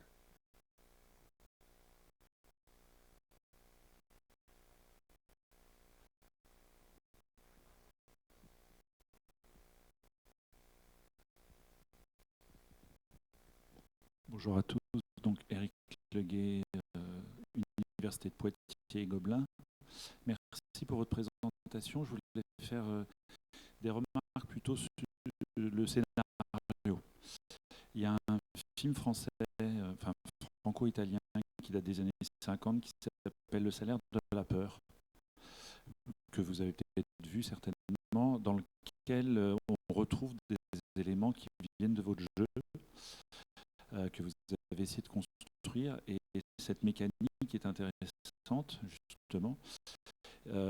Malheureusement, il n'y a pas tout à fait cette restitution. Il y a d'abord une première chose qui, moi, m'a beaucoup gêné, c'est que c'est une héroïne, donc c'est plutôt très positif, mais en fait, on ne la voit pas, parce qu'on va voir tout le temps du jeu ses bras. Et ce qui m'embête, c'est qu'en fait, c'est vous qui jouez. La personne qui joue ne va pas avoir d'empathie avec la personne que vous avez décrite. Donc du coup, on se retrouve avec un petit malaise, c'est-à-dire qu'on entend sa voix féminine, mais c'est le joueur qui joue avec sa voix. Donc voilà, donc c'est un petit peu décalé. Enfin, je l'ai senti comme décalé, surtout qu'à un moment, il y a un clin d'œil, elle dit tiens, il n'y a pas de personnes qui font du stop aujourd'hui. Et je me disais, l'héroïne aurait pu être une autostoppeuse, c'est-à-dire que le compagnon du joueur, par exemple. Donc, du coup, on aurait pu avoir une certaine empathie, elle aurait pu le sauver. Enfin, vous voyez, une relation un peu duale, parce que là, du coup, la conduite à la première personne est un peu décalée, et on s'en fiche à la limite, au bout d'un quart d'heure qu'on joue, elle n'existe plus. On est le joueur, c'est nous qui conduisons le camion. L'autre élément, c'est que dans le salaire de la peur, c'est de la nitroglycérine. Donc à chaque fois qu'il y a un soubresaut, on peut avoir peur que ça explose. Là, il n'y a pas cet élément-là de peur, donc du coup, quoi qu'on transporte, c'est pas très grave en fait. Il n'y a pas de pression sur le mode de conduite. Et le troisième élément que je trouve intéressant dans votre système de plan, et là c'est presque un regret, c'est que d'abord, pourquoi est-ce que vous imaginez tous des histoires dans des pays imaginaires? Il suffit de prendre une carte et vous pourriez être à la frontière entre la Bulgarie, la Roumanie, la Tchéquie, la vraie frontière. C'est-à-dire ces vraies zones-là, et d'utiliser ne serait-ce que Google Maps. C'est-à-dire que les vraies routes, et donc avoir comme ça pour le joueur une sorte de relation double entre je conduis, mais sur des vraies routes qui existent, même si esthétiquement ensuite c'est recréé. C'est-à-dire d'optimiser le circuit tel qu'on pourrait le faire avec une vraie carte. Parce que du coup, là, il faut absorber. Bon, alors je ne parle pas du graphisme, parce que notre mentor l'a fait, mais il faut absorber des noms, des lieux qui correspondent à de l'imaginaire, des routes qui ne sont pas crédibles. Enfin, du coup, l'empathie et l'immersion va être très, très, très, très difficile. Voilà, c'était un peu ma remarque, basée sur, en fait, ce qui avait bien marché dans le salaire de la peur, c'est la nitroglycérine. Et ça ne s'arrête pas. Dans le film, à l'époque, à chaque fois que le camion, tout le monde pensait que le camion allait exploser. Voilà, merci. Du coup, je vais rebondir sur ce que vous disiez par rapport à la caméra, sur le fait qu'on ne voit pas le personnage. En fait, ce n'est pas du tout un parti pris de notre part, c'est quelque chose qu'on a accepté très tôt dans le développement du jeu. On voulait aller vers du telltale, donc de la vraie mise en scène avec des différents plans de caméra. Mais voilà, on s'en est pas vraiment senti capable. Et du coup, on s'en est tenu là. Et c'est pour ça que dans les présentations, enfin dans la présentation, je précise que si voilà, on avait la possibilité de développer le jeu, on s'aventurerait dans une vraie mise en scène avec voilà, des différents angles de caméra. Et s'agissant des vrais pays de l'Europe de l'Est, on s'en inspire, mais on ne voulait pas tomber dans le serious game et on s'inspire des routes de l'impossible, qui est un documentaire, mais on voulait rendre voilà, le scénario totalement fictif.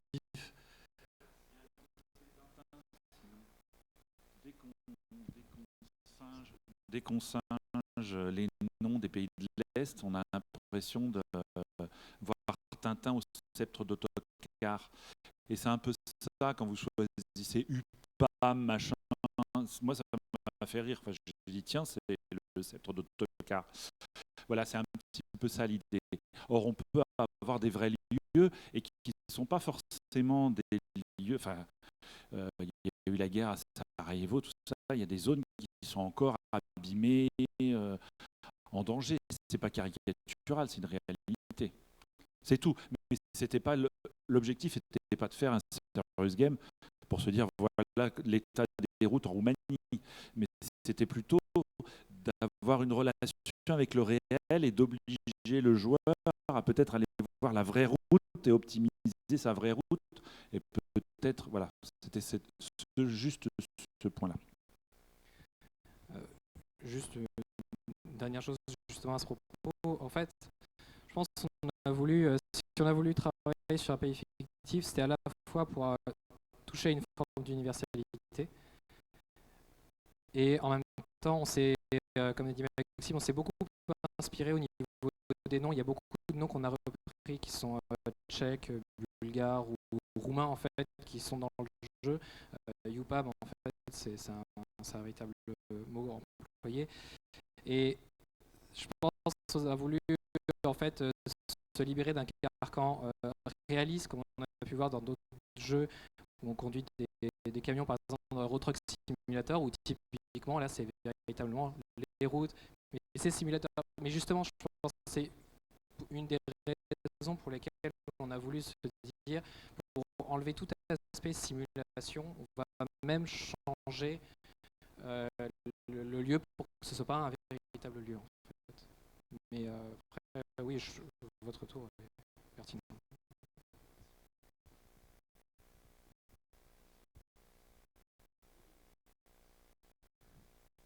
D'autres questions?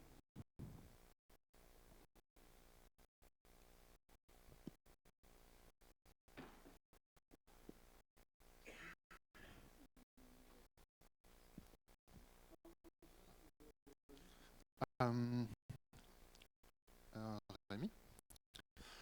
Alors, ce que j'ai bien aimé, c'est surtout que vous avez commencé votre prototype au milieu du jeu, donc on voit vraiment ce que le jeu sera et non pas quelque chose depuis le début où on voit le tutoriel et tout. Également, c'est très polish. Il n'y a pas de bug ni rien. Par contre, au niveau des dialogues, je trouvais ça très caricatural, avec une utilisation vraiment extrême d'expressions qui sont vraiment tirées par les cheveux, aussi utiliser beaucoup de mi à la place de my, ce qui se fait, mais pas autant. Et également des dialogues légèrement vulgaires, puisque utiliser the C-word, comme on dit, ça vous ferait passer direct à 18+, plutôt que 16+.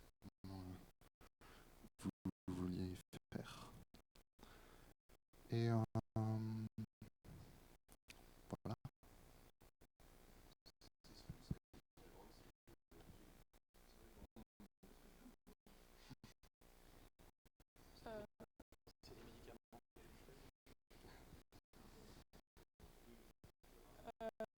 Donc, par rapport au dialogue, en fait, oui, le fait que...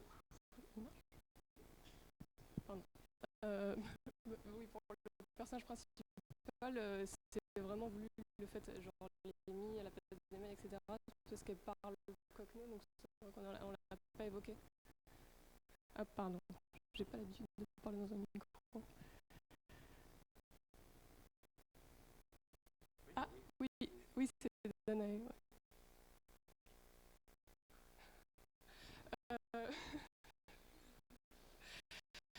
Donc oui, c'était voulu qu'elle ait vraiment une manière de parler particulière pour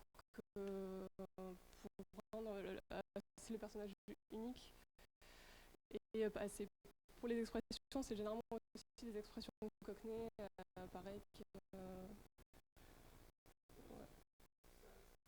Ah oui, oui, par contre, pour le personnage, donc le passeur, oui, c'est aussi assez voulu le fait qu'il soit très antipathique et très désagréable pour avoir vraiment un sentiment de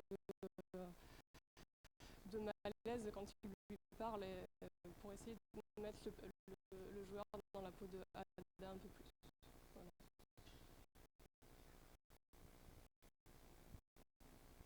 Voilà.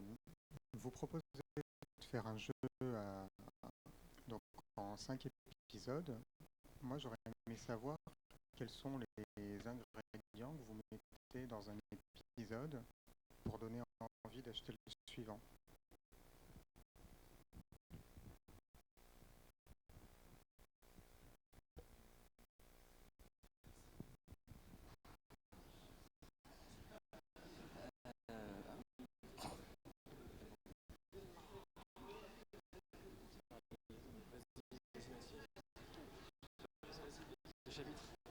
C'est toi.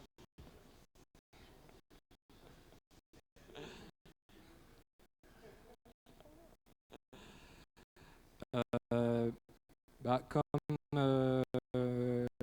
nos sources d'inspiration, en fait, c'est-à-dire par des cliffhangers au niveau de l'histoire, comme on a pu le voir sur de nombreux jeux, tel joue beaucoup là-dessus. Et on adopte vraiment un format épisodique qui rappelle beaucoup la série télé, donc ça va beaucoup tenir la narration. Et comme on l'a vu aussi, il y a une progression en termes de difficultés qui correspond en fait à différents types de dangers, de nouveaux groupes sociaux que vous allez rencontrer, qui sont détaillés dans le document que vous avez. Et pareil, l'histoire, vous l'avez écrite de manière complète dans le document, et du coup, c'est comme ça que vous verrez, vous jugerez au mieux, je pense, du coup, l'envie ou non du joueur de passer à la suite et d'avoir le nouvel épisode.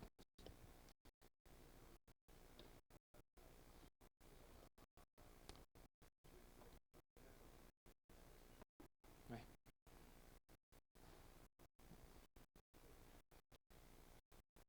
On va arrêter là. Des questions. Merci beaucoup.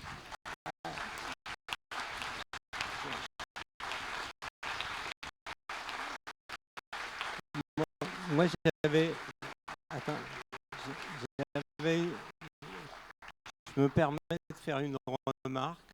Ça vaut pour vous, mais ça vaut pour d'autres jeux qui ont été présentés.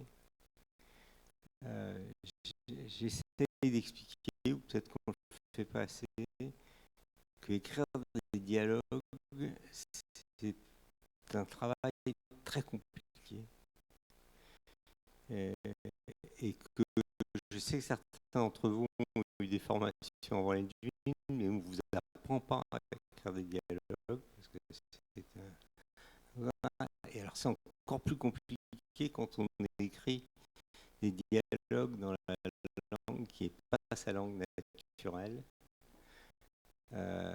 C'est un vrai métier, un métier très compliqué. compliqué. Et donc, si vous allez partir dans la vie professionnelle, si vous avez besoin d'écrire des dialogues, appelez quelqu'un qui s'appelle un dialoguiste. C'est son job, il a fait ça depuis des années. Et c'est vrai pour les dialogues parlés, et c'est vrai pour les dialogues écrits. Des gens qui font des bulles dans les scénarios de bande dessinée, c'est aussi un vrai métier très compliqué. Et c'est un conseil que je vous donne, parce que peut-être qu'on ne vous l'a pas donné avant. Je sais qu'à un moment donné, on venait venir des dialogues pour expliquer ça. Et ça, c'est très compliqué. Arriver à trouver le juste ton. Alors, en français, c'est très compliqué. Tout le monde n'est pas Michel Audiard. Et en anglais, quand on n'est pas en anglicisant ou en espagnol, c'est encore plus compliqué.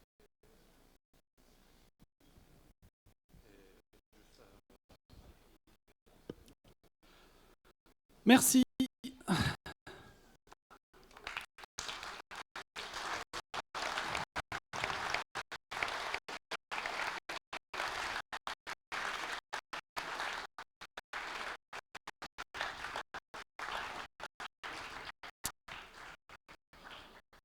On passe au dernier jeu de la journée, Seeds.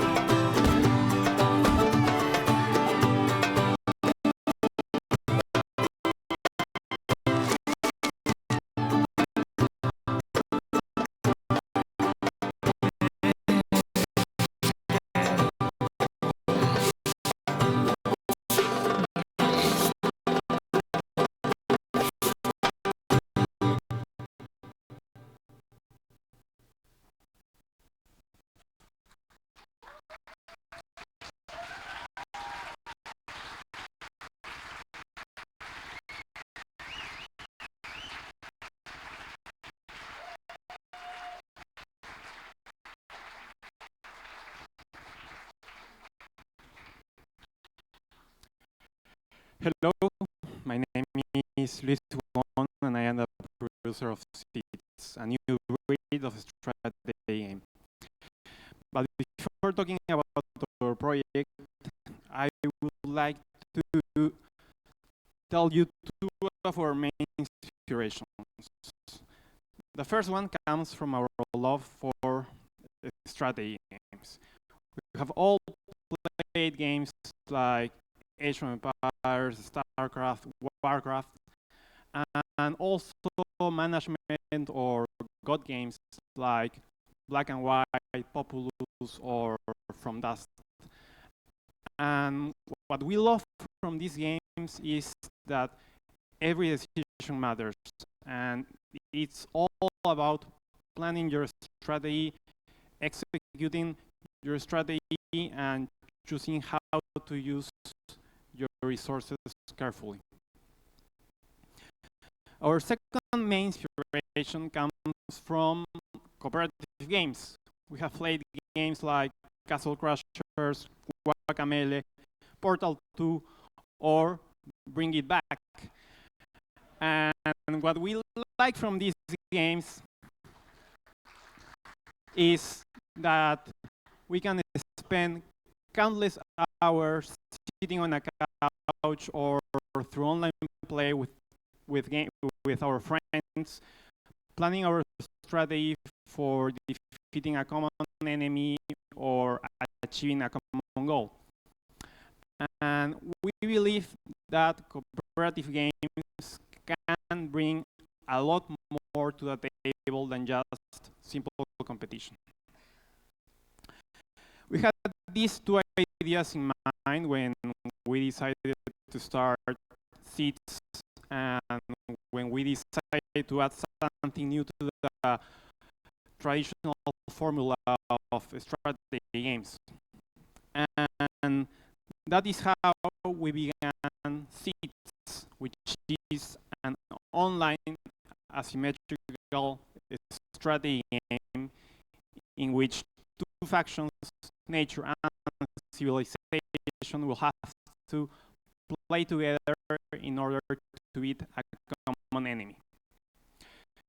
One player will choose to play nature and will have an indirect control over its units, but will have the power to terraform the terrain and transform the landscape, while the other player, who will choose to play as civilization, will have the power to control directly its units and buildings, having an experience that resembles more to real-time strategy games like Warcraft, Starcraft, or Age of Empires. These two factions, nature and civilization, will have to play together in order to beat a common enemy. These two features, asymmetrical gameplay and cooperative gameplay, are two of our main features, but the first one comes that we have create a whole new universe around paper, and that is why we have chosen to use a 3D papercraft artistic direction for the project. Who will play Seeds? We believe that gamers between 15 and 35 years old will be interested in playing Seeds, as well as multiplayer or cooperative game lovers. However, who will really love Seeds? Those who also love to play strategy games, god games, turn-based strategy games, or management games. And that includes, of course, fans of Age of Empires, Starcraft, Populous, Black and White, From Dusk, or the Anno series. And now we'll tell you a little bit more about the universe of Seeds.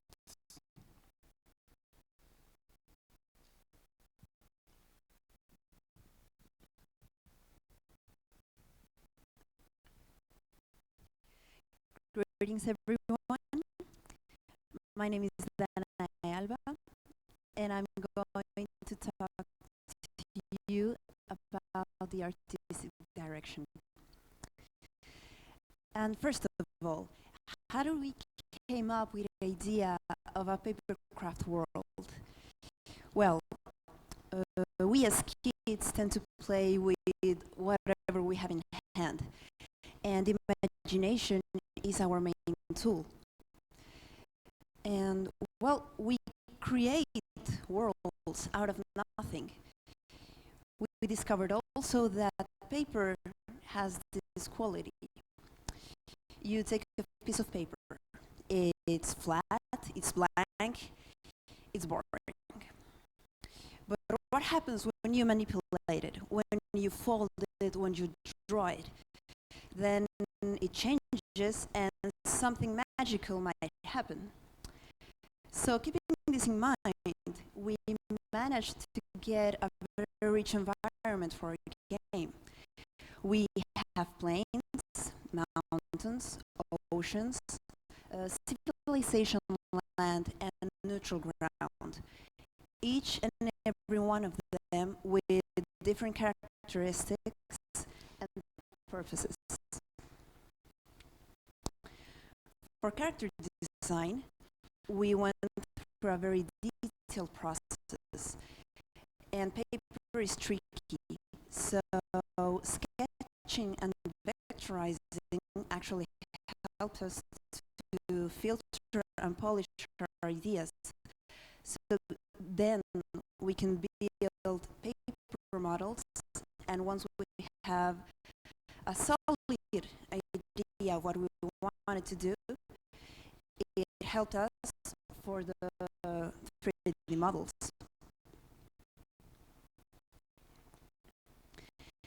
In our game, you get to choose between two features.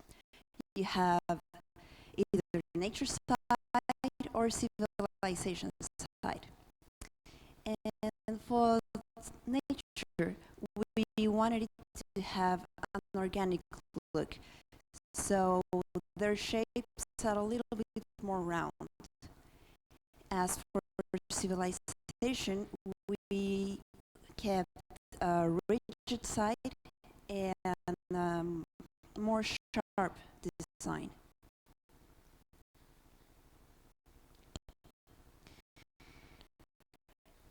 And it reflects also on animation.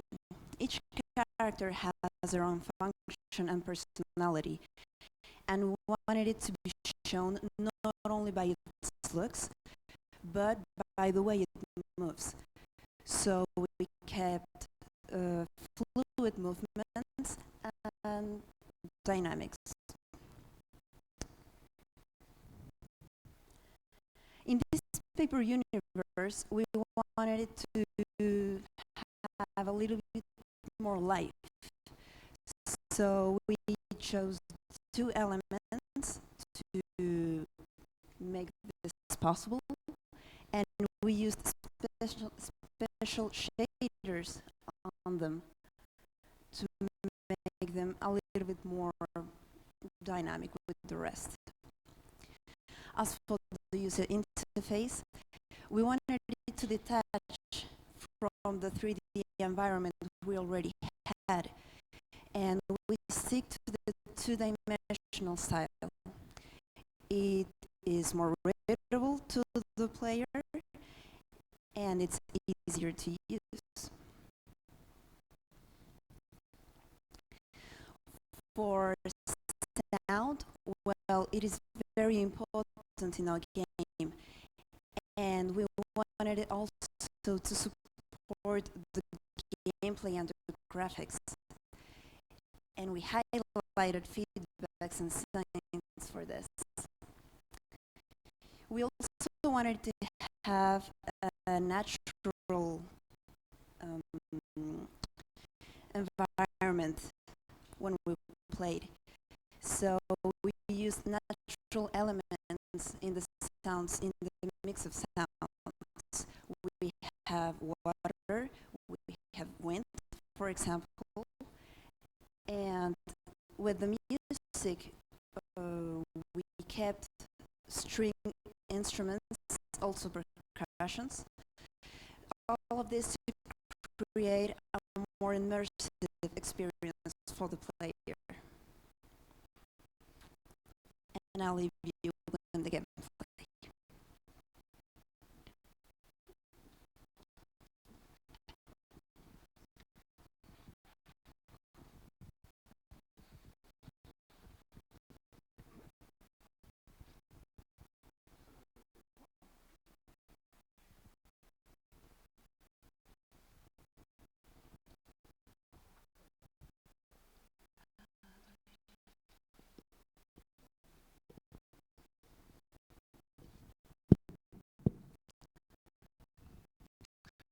Second try. Hello everyone, my name is Cnam-Enjmin. With show you its gameplay.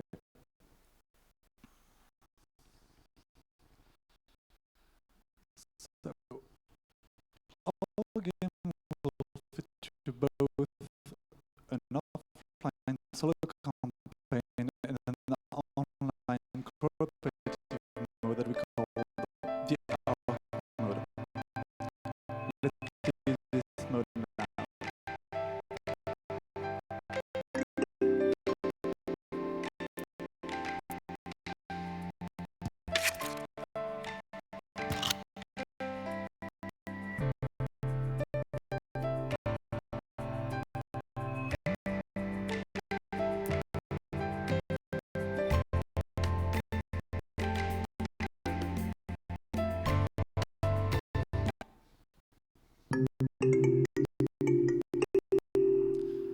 As you can see, both players will spawn on the same map made of hexagons.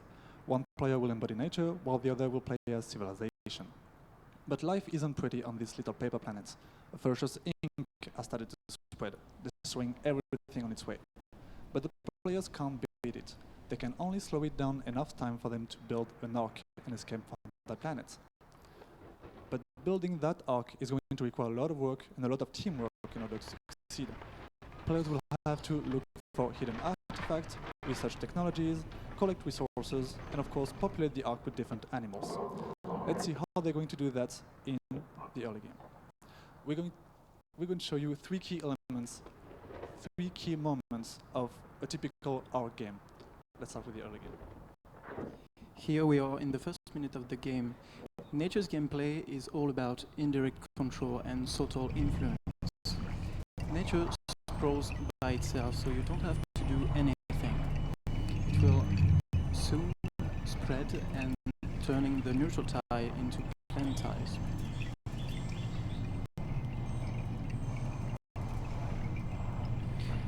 Once you have enough style, you can start to terraform it. You can change it into an ocean or a mountain. By doing so, you can access the different resources available to the player.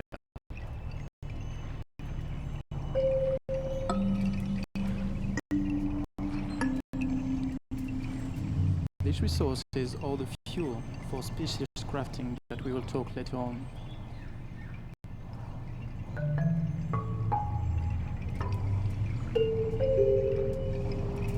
Once you have enough resources, you can start crafting your animal. To do so, you just pick a resource from the interface and drag it onto a tile.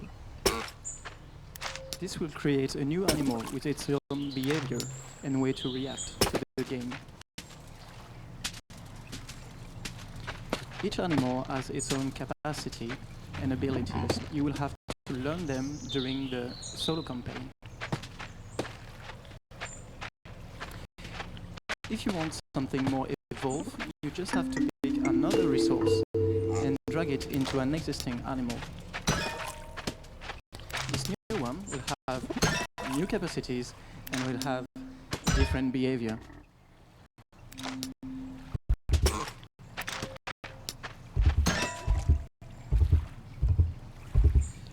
But what do you do if you can't control them directly?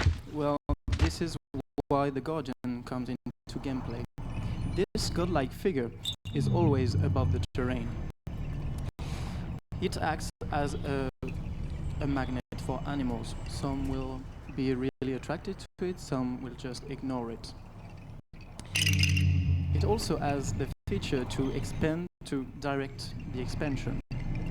So if you want to strategize and see where nature needs to go, you have to use the Guardian to expand accordingly. Before moving on to civilization, let's take a few minutes to talk about the work of our sound designer. Everything in this world is generated automatically in real time. If you want to move away from the terrain, you will hear more sound of wind and a very low sounding effects.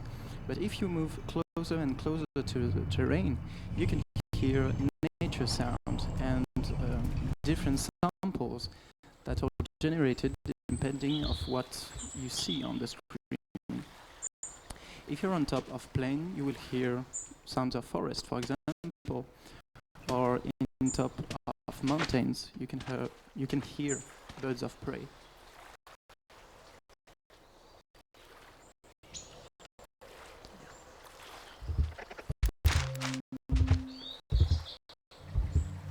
And of course, you'll hear the animals.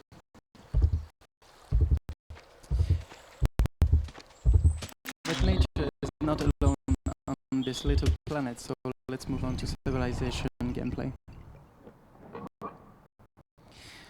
Civilization is, it's all night and day. They are all about direct control and fine-tuning what you ask your people to do. Civilization people are jack of all trades. They can do anything. They start as builders, but if you ask them to be anything else, they will do it. Civilization expands by building new houses, all simply. Anytime you build a new house, you have new builders coming on.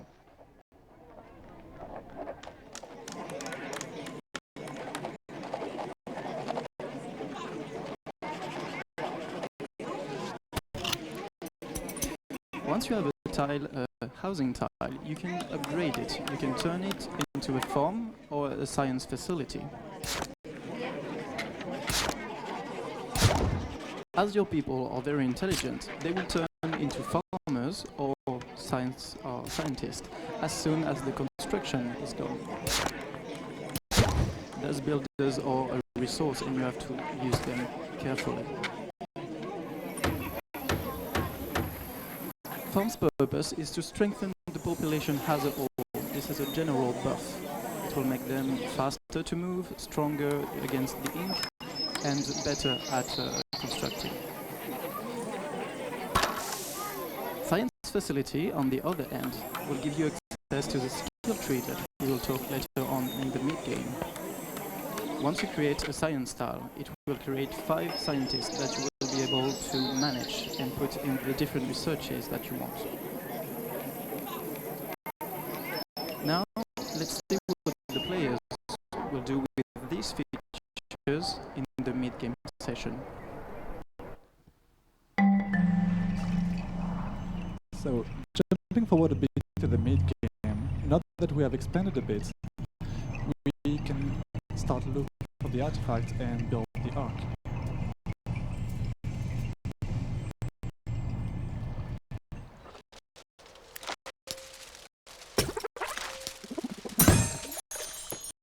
It looks like this animal has found something. So this animal is made of 2 ocean resources. Their capacity seems to be to detect nearby artifacts. Now that we know that this tile has an artifact underneath, we can use the beacon to alert our friend. The beacon is the only means of communication between the 2 players in our game. One simple click on the icon to select it, another click to land it, and we're all set. While cooperation is at the center of our game, we didn't want to miss the point of cooperation by allowing the players to communicate too freely among themselves. That is why we designed the beacon as displaying as only information its own location. That way, it is up to each other players to act in a sympathetic way towards each other and to understand each other's needs. Why that beacon has been put on that very specific tile? Is it because the ink is coming near, or is it because it has an artifact underneath? Maybe one player would like the junk to be clean. It's up to the player to understand those needs. But going back to the animals, now that we know that that animal is able to detect artifacts, we can craft another couple of them with ocean resources.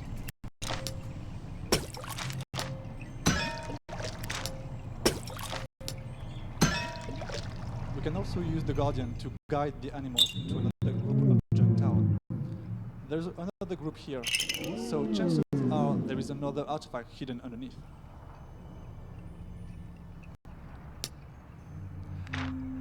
So now that we have detected an artifact, let's switch to civilization to see how our partner will react to that.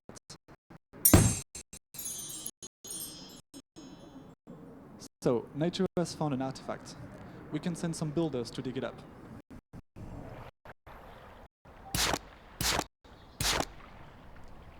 As for all the other tasks in civilization side, the player may choose how many builders will be sent to assign under a specific task. In that case, we chose 3 builders to clean the junk and unearth the artifact.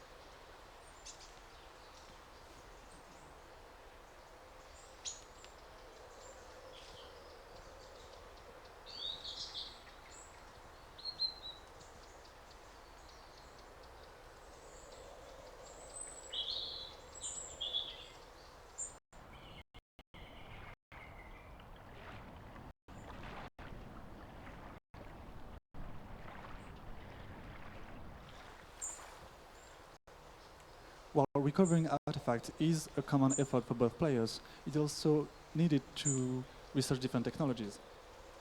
Recovering artifacts will bring... There it is.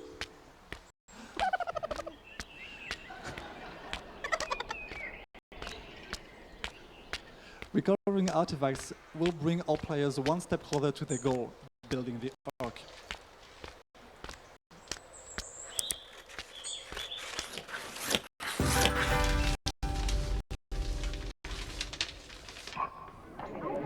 But artifacts also have another utilization. It is needed for the civilization player to unlock new skills in the skill tree. Each scientist that we upgraded earlier will provide with 5 scientists to assign to different research. Following the same logic of fine-tuning the priorities in the civilization gameplay, the player can choose how many scientists he will assign to very specific research. Some of these skills may help the player to keep the ink at bay, or others may have the builders move faster on the map, other will make them more efficient at building or upgrading. You can hear the feedbacks and the signs. When it comes to sound design, we put a lot of attention to make sure that all the feedbacks and sound will be played at a slightly higher volume than all the rest of the ambience and music. That way, the game is always heard and read correctly by all players. Now that we have started to look for the artifacts, let's see how our players fare in the endgame. Let's jump out to the final minutes of the game. As you can see, ink is everywhere, so the 2 players have to cooperate to fight this before it attacks the Ark. It has a very threatening tone.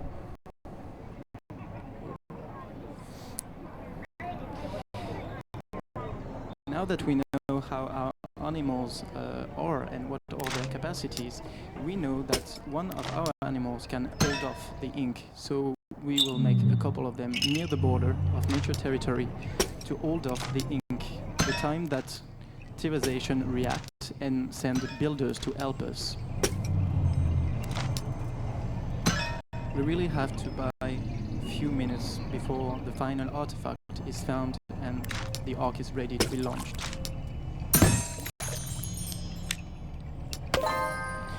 It seems that the last part of the Ark has been discovered. Now let's see that we can send cleaners on certain tiles to revert the inked tile into normal ones and maybe build stronger ones. Here we can see that during the session, Nature player built a mountain range that is inaccessible for the ink. This is one of the capacity of mountains.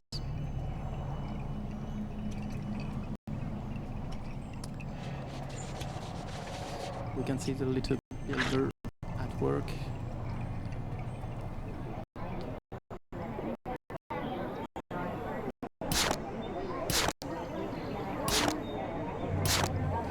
And the player is clearing the way for the builder to come back easily to the arc.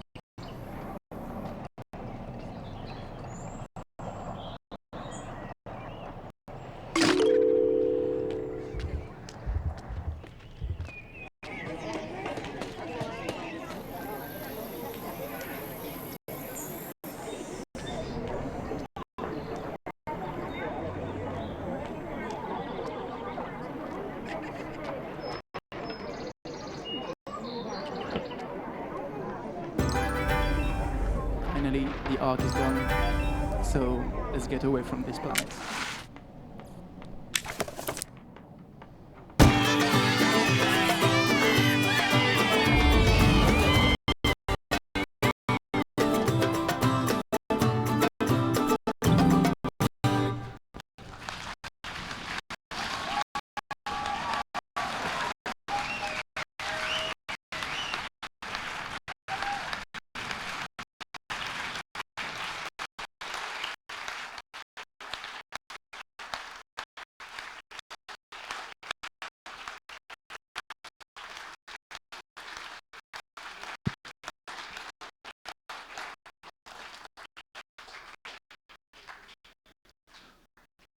Thank you so much. So that was a brief look at the arc mode that we designed at the main mode of our game. The players will be able to play the arc mode in two different games, two different fashions. The quick game is the arc mode as we first designed it. Two players will be brought to the same map without control whatsoever on whom they will be playing with on one kind of map. They will have to cooperate only through the beacon. The custom game is here to provide with a more personalized experience. The players will be able to invite a friend over to play with and to modify some of the settings of the game, like the difficulty.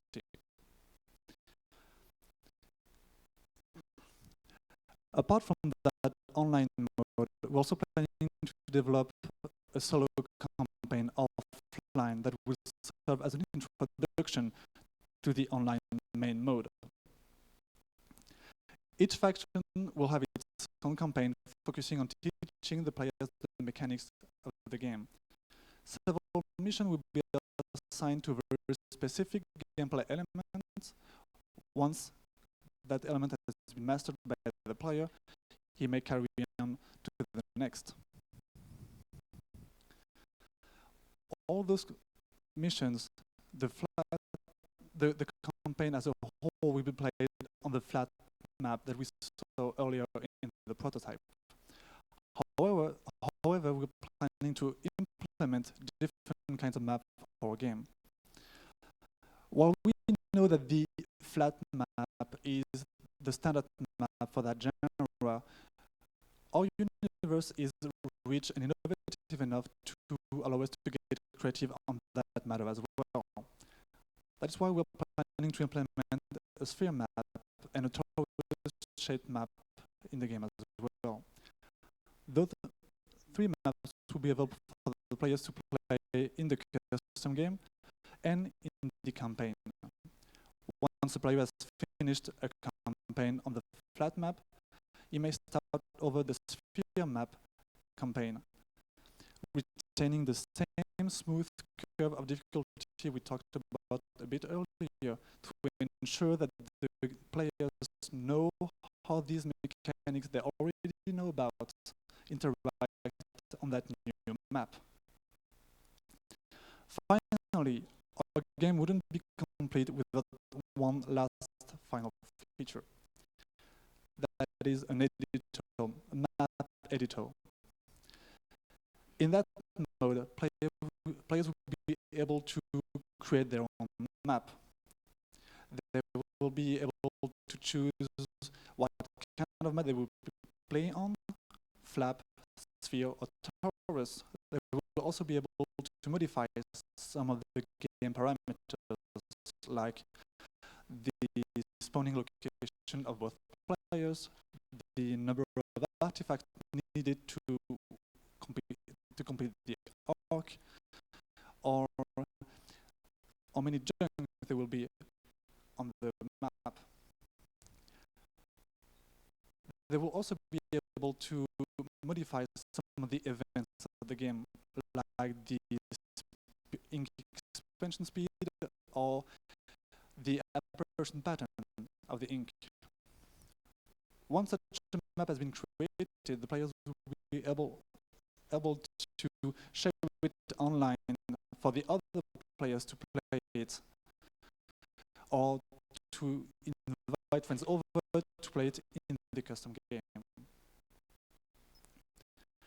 This will wrap up the gameplay part of this presentation, and we will leave you now with the user experience.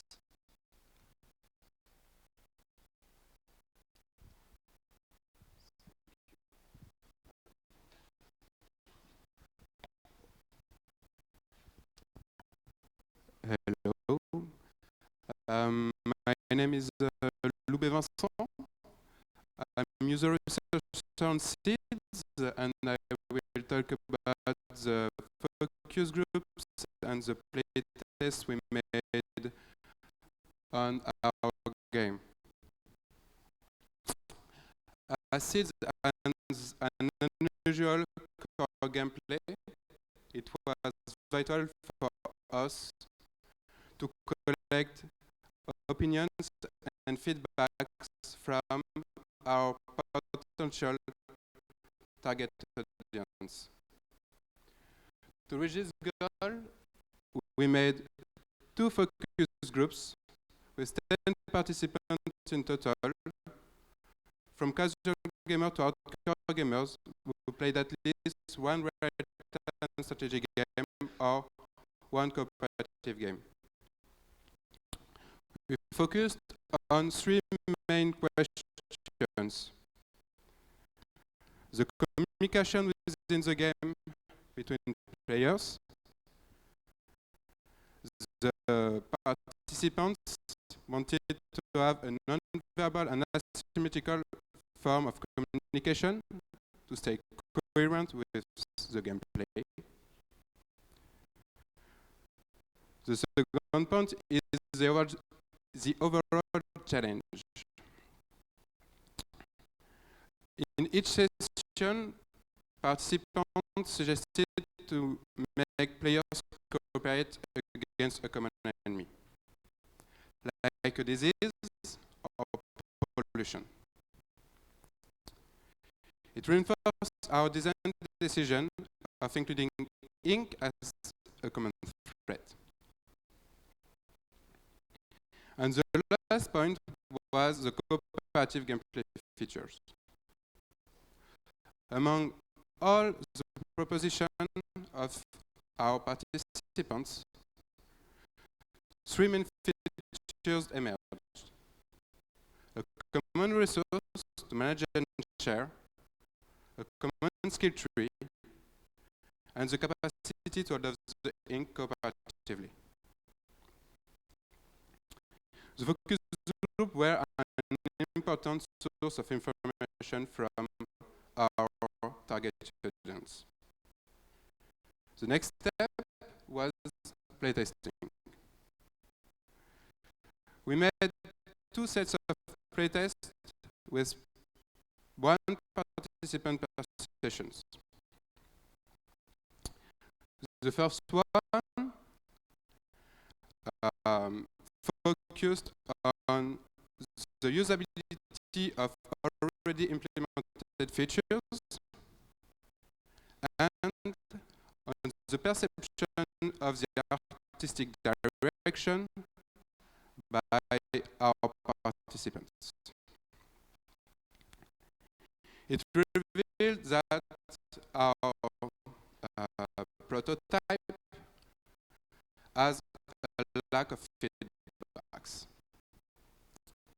but also that the artistic direction was appealing and coherent.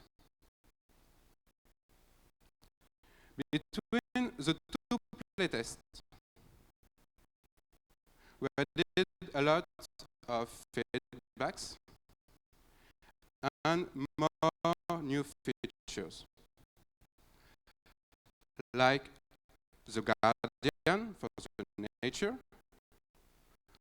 or the skill tree for the civilization, the beacon system to allow players to communicate, and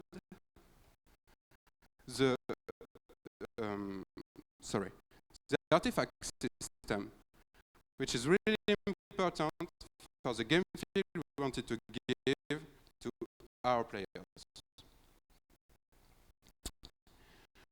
The second playtest focused on the improvement of previous features, but also on the usability of the new ones and on the first game feel opinions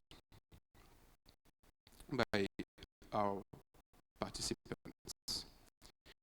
It resulted in a clear improvement of the civilization side, an easy to use means of communication with the beacon, and a first good game feel with the artifact system. However, there is still a misunderstanding on animal abilities to discover, for example, the artifacts.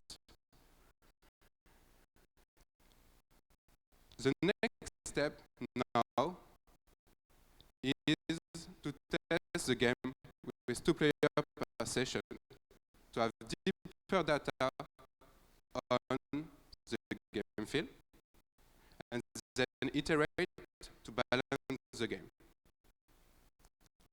Now, Luis will talk about business and marketing strategy.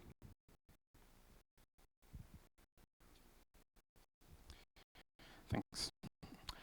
That was a brief look at our game, but let's talk now about business and marketing. First of all, some assumptions. We're making this game, we're pitching this project to an editor. This means that we are not making this at our own in the studio. And that is why we're not having marketing or administrative costs on our budget. However, we will going to give some ideas of what can we do to spread the word about seeds. The second important assumption is that we are making this with a junior team. This means that we are making this with interns or junior developers. This will have a direct impact on our costs.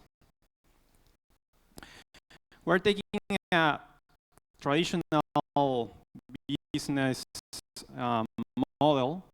We are really releasing the game as a digital premium game with a price point of 15 euros or dollars. And we are releasing this in several digital stores like Steam, the Humble Store, Google Games, and also on regional stores like Nuben, which is a Latin American digital store. And that is why we are considering different price points according to different regions. If the game goes well, we are going to release additional DLCs, a deluxe version with all DLCs, and also a collector's edition with papercraft goodies. Here you can take a look at our production costs and the amount of people that will work on each team during the 12 months of the remaining time of our project. If we add additional costs, we arrive to a total of 550,000 euros.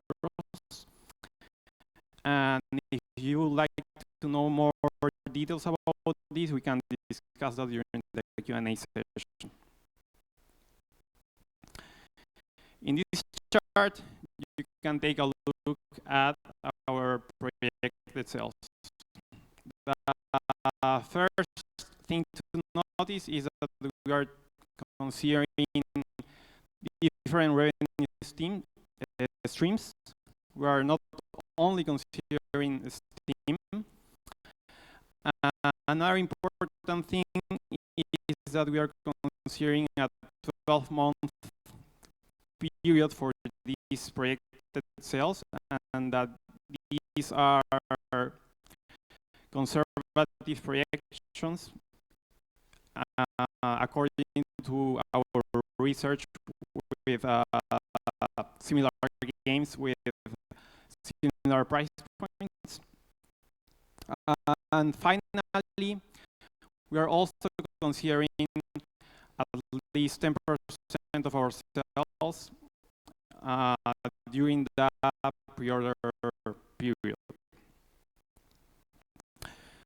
How are we going to spread the word about seats? We are taking inspiration from Paris-based studio Amplitude with its Games Together initiative, where they give a lot of importance to their fans.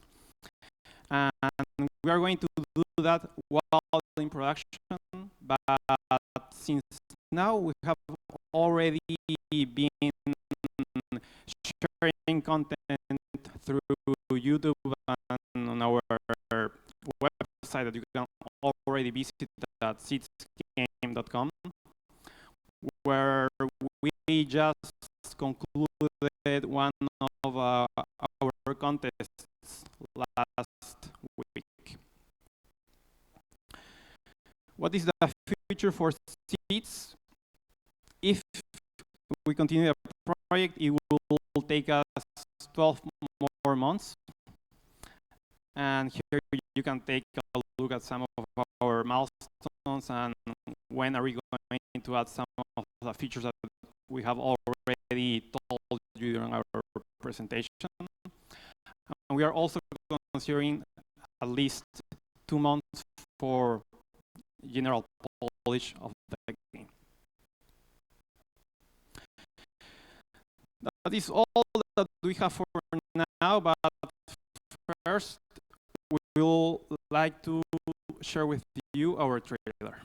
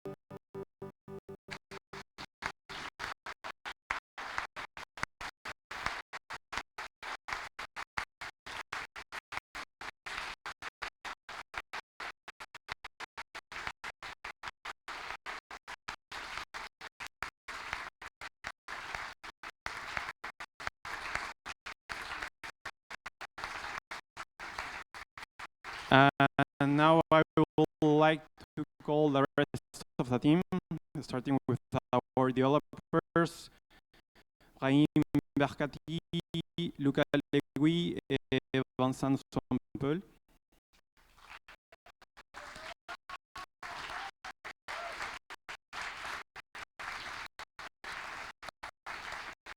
Our game designers, Brice André, Bastien Delermite, Théodore Domic, and Clément Plantier.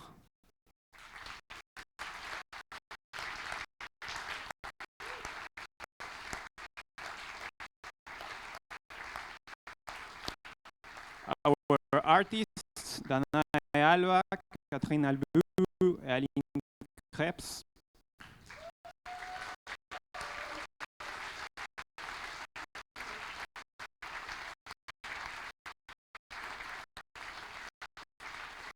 Our user experience researcher, Vincent Louet.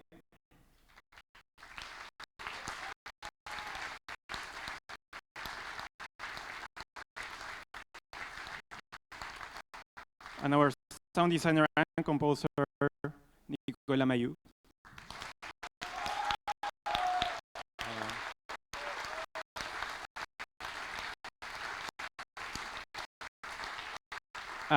And I work as a producer of this team. Thanks.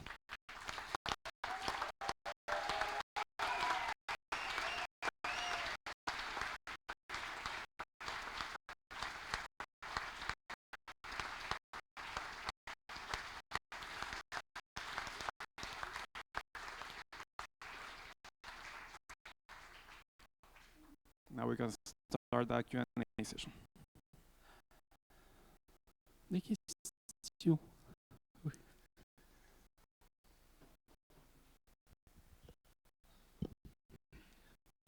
Bonjour. En fait, c'est pas vraiment une question, j'aimerais juste franchement vous dire bravo. Bravo pour quelque chose, un effort que vous avez fait sur la présentation. C'est une présentation qui est pro, qui est vraiment professionnelle et on voit rarement en fait des comme ça, même dans le milieu, où vous avez un PowerPoint qui est ouf. Vous êtes tous avec des t-shirts de votre équipe, vous avez tous le sourire, vous présentez très bien, votre proto il est quali, la DA est nickel, mais surtout vous avez mis aussi du budget sur la UI, sur les feedbacks, sur tout en fait, tout a été vraiment poliché et on voit en fait que vous l'avez fait avec cœur et c'est vraiment impressionnant. Donc félicitations. Maintenant, j'ai quelques petites questions design.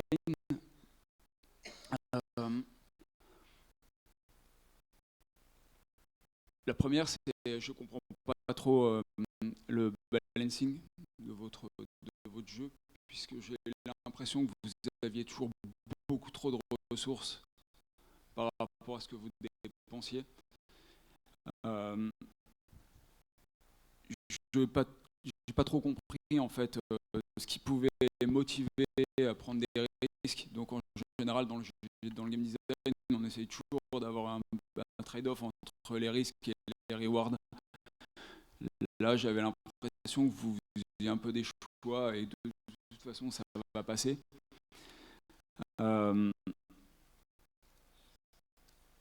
Et le dernier point était sur les contrôles. J'ai l'impression que c'est un peu chiant le double-clic. À chaque fois, vous allez sur la case, cliquer, recliquer pour choisir vos cartes. Est-ce que vous avez une idée de comment vous pourriez rendre ça un petit peu moins pénible? Voilà. Sinon, c'est ouf. Hein. Merci beaucoup. Pour tout ce qui est ressources, pour les besoins cette présentation, en fait, on a diminué les temps de spawn de toutes les ressources pour être sûr d'avoir ce qu'il nous fallait pour présenter les mécaniques telles qu'on le voulait. Donc dans le vrai jeu, vrai du vrai, le temps sera beaucoup plus long. Donc il y a le balancing de ce point de vue-là sera plus équilibré. Et pour ce qui est du choix, ici on a présenté les mécaniques de manière très comment dire voilà, détachée, scriptée pour les besoins de la lisibilité, vu que c'est un jeu de stratégie. Dans une partie typique, le joueur est en multitasking un peu plus souvent, donc il est en prise de risque au sens où il a un certain nombre de ressources qu'il peut devoir allouer sur une micro-tâche maintenant au détriment d'une autre. Donc pour la situation, par contre, c'est la population qui est sa ressource. Combien est-ce qu'il alloue aux scientifiques, combien est-ce qu'il en laisse en tant que builder pour les autres tâches, etc. Pour les contrôles, je vais laisser Théo répondre.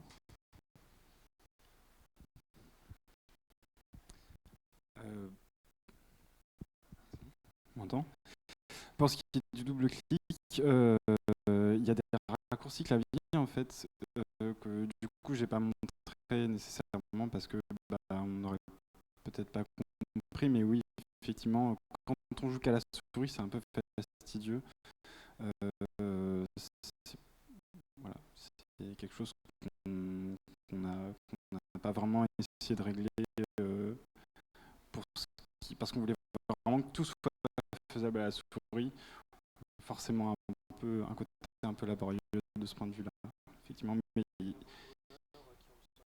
voilà, aussi pour les nouveaux joueurs qui ont besoin d'une interface visuelle, mais il y a un raccourci clavier pour tous les boutons. Alors, c'est pas forcément très ergonomique non plus, mais il y a un raccourci clavier pour toutes les actions du jeu en fait. Du coup, on peut vraiment aller très vite avec la main gauche et avoir accès à toutes les constructions possibles très rapidement, que ce soit du côté de la nature ou de la civilisation. Ok. Je pense quand même qu'une wheel avec un drag, ça serait vachement plus simple parce que ça permettrait un seul clic, un clic rapide si on a des réflexes. Et puis un dernier commentaire sur la première question, sur le tuning, justement, on a beaucoup réfléchi avec Vincent sur le playtesting et on sait que ce genre de jeu nécessite énormément de tests et d'équilibrage pour les métriques. Et donc c'est quelque chose auquel on a conscience. Merci beaucoup.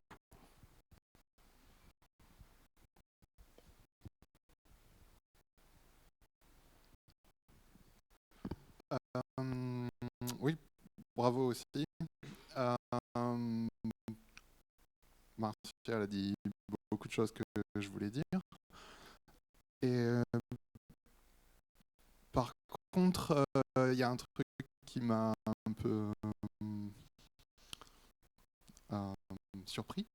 C'est que vous ne mentionnez pas dans la game doc ou dans la présentation Tearaway. Vous le mentionnez pas du tout, alors que l'ADA est pratiquement pompée. Désolé de dire ça, mais c'est très similaire, même au niveau du son.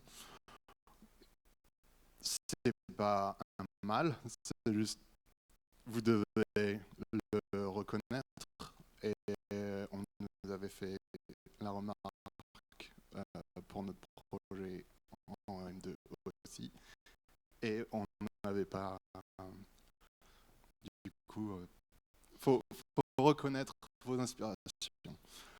Et un autre truc, c'est un jeu multijoueur. Par contre, le budget me semble vraiment optimiste pour un jeu multijoueur. Il vous faudra beaucoup plus de temps et de budget que ça. Voilà.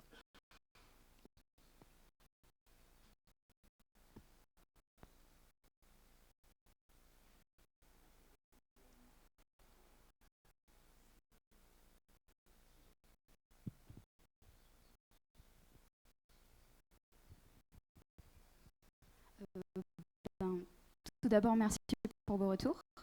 Et on a vraiment conscience qu'on s'est beaucoup inspiré de Way. Par contre, on a marqué dans notre game doc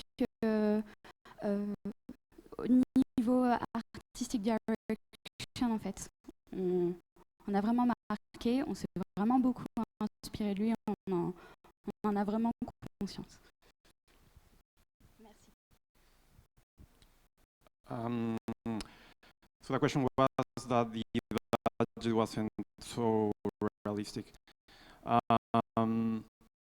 Yeah, it's a starting point for talking with editors and with publishers. So yeah.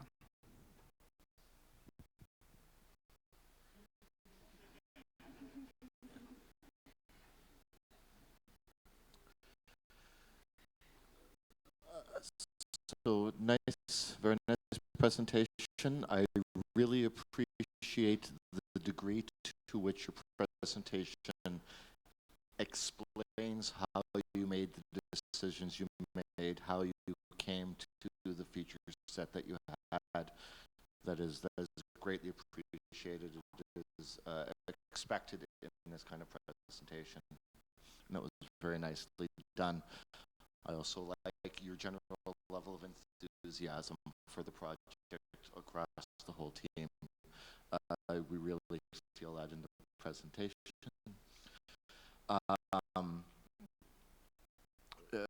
Coming from Blue Byte, you know, I'm interested in this kind of game because it feels very much like a Blue Byte kind of game in some ways.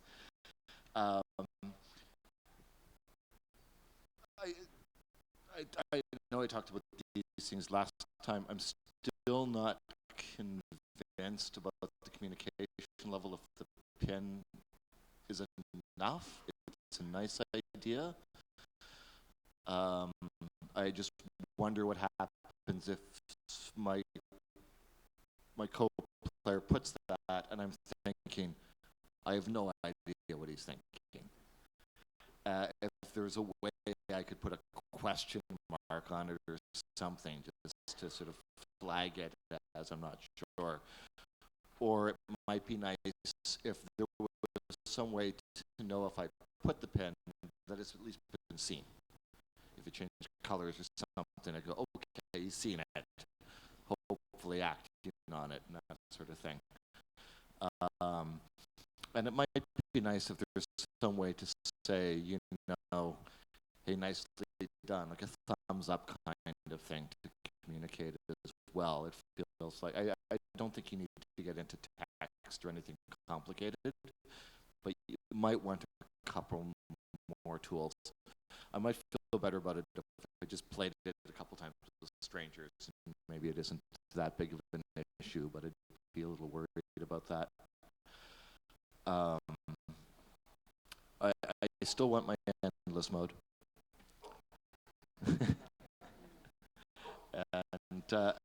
But I have one question.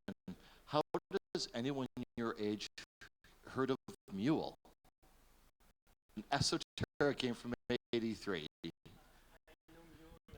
one of my favorite gestion game.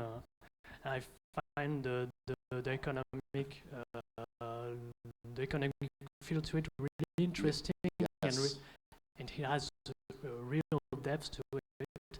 But I've heard of this game from a documentary from Arte with Jason Rower and Chris Crawford, and I was talking about Mule, and I wanted to know about this game that seems so interesting. So I tried a new version that was made freely on internet, and I found kind of interesting ideas, not for seeds, but maybe for the game. Okay, cool. I credit that game as why I wanted to become a game designer when I first played it, which would have been in '83. I tore it apart so I could understand it. And it was the first time I ever did that with a game. So it was very cool.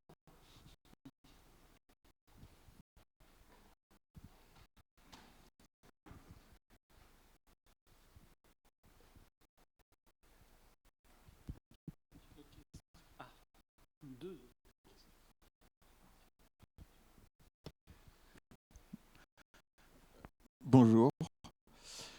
On vous a déjà félicité maintes fois, mais je vais le refaire parce que tout est super. On sent une équipe ultra soudée et c'est vraiment génial. La direction artistique est depuis le début, alors c'est ouais, c'est clair et net, mais j'adore.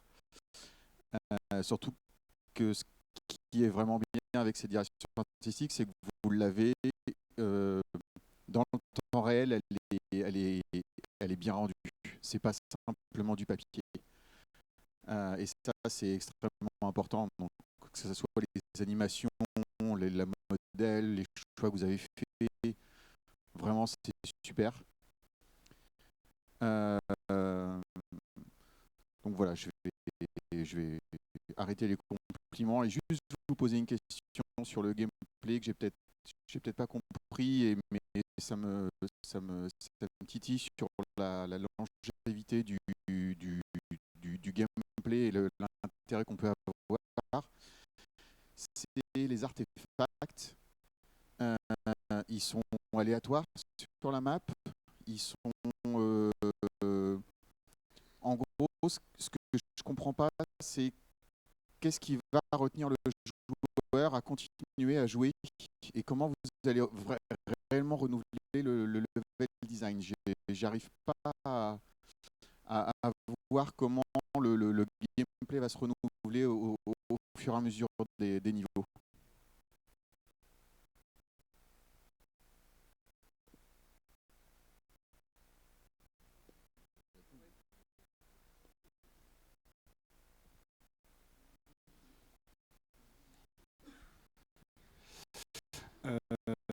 Pour le level design, déjà, alors ça s'est pas beaucoup vu là, mais parce qu'on allait vite. Mais en fait, les artefacts sont dans des amas de junk, enfin d'espèces de détritus qu'il y a sur le terrain. Et là où il y a des amas de junk, là où c'est plus concentré, en fait, il y a des artefacts. Moi, je savais où ils étaient, donc j'ai pas pris le temps de chercher, mais normalement, il y a une petite phase de recherche, on amène le gardien, les animaux passent un peu de temps à chercher dans cet amas de junk, et éventuellement, pour modifier le level design, là, tous les amas de junk avaient forcément un artefact en leur sein. Ça pourrait changer, il pourrait y avoir des amas de junk juste là pour justement leurrer le joueur et faire en sorte qu'il aille à des endroits où il n'a pas forcément besoin d'aller et que du coup ça lui fasse perdre du temps. Après, pour le level design, on a aussi d'autres formes de cartes qui pourraient éventuellement justement jouer sur ça, sur où est-ce qu'on place les amas de junk, où est-ce qu'on met les artefacts dans les amas de junk. Mais voilà. Ce que j'ai compris, c'est que les montagnes pouvaient bloquer l'encre. Oui. Ok, qu'est-ce qui m'empêche de mettre des montagnes partout et de ne pas être embêté du tout, vu que ça coûte rien de terraformer, si j'ai bien compris. Voilà, c'est quelques notions comme ça qui m'inquiètent sur le gameplay sur le long terme, en fait. D'accord. Les animaux ne peuvent pas se déplacer sur les montagnes. Donc déjà, placer des montagnes partout autour, ça contraint aussi la progression des animaux. Donc c'est quelque chose à prendre en compte. Ça arrête l'expansion, c'est-à-dire qu'il n'y a que la plaine qui s'étend. Donc on peut commencer à mettre des montagnes quand il y a l'encre, mais finalement quand il y a l'encre, c'est déjà qu'on est au contact de quelque chose de dangereux et qu'on ne peut pas arrêter. On peut le ralentir, mais concrètement on ne peut pas vraiment l'arrêter. Et enfin,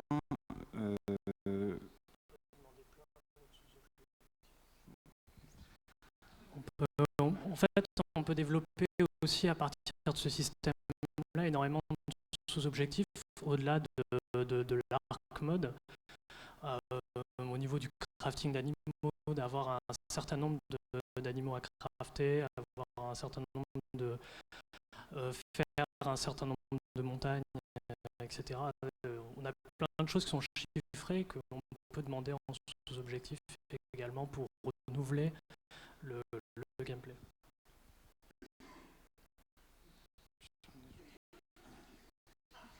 Dernière remarque, et après je passe le micro, c'est promis.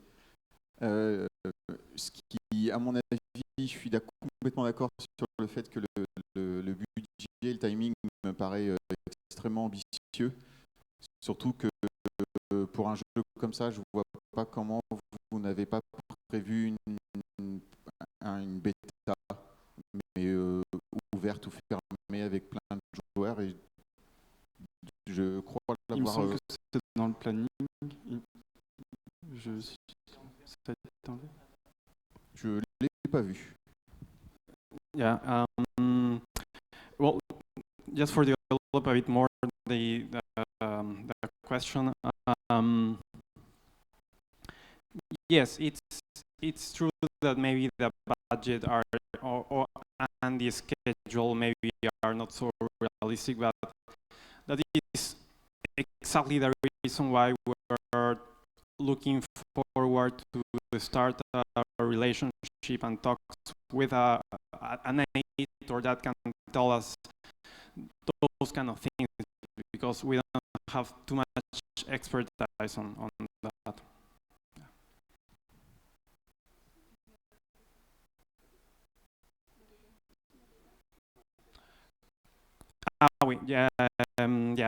We have also a beta during the 10th month of the project. Yes, I forgot to mention that.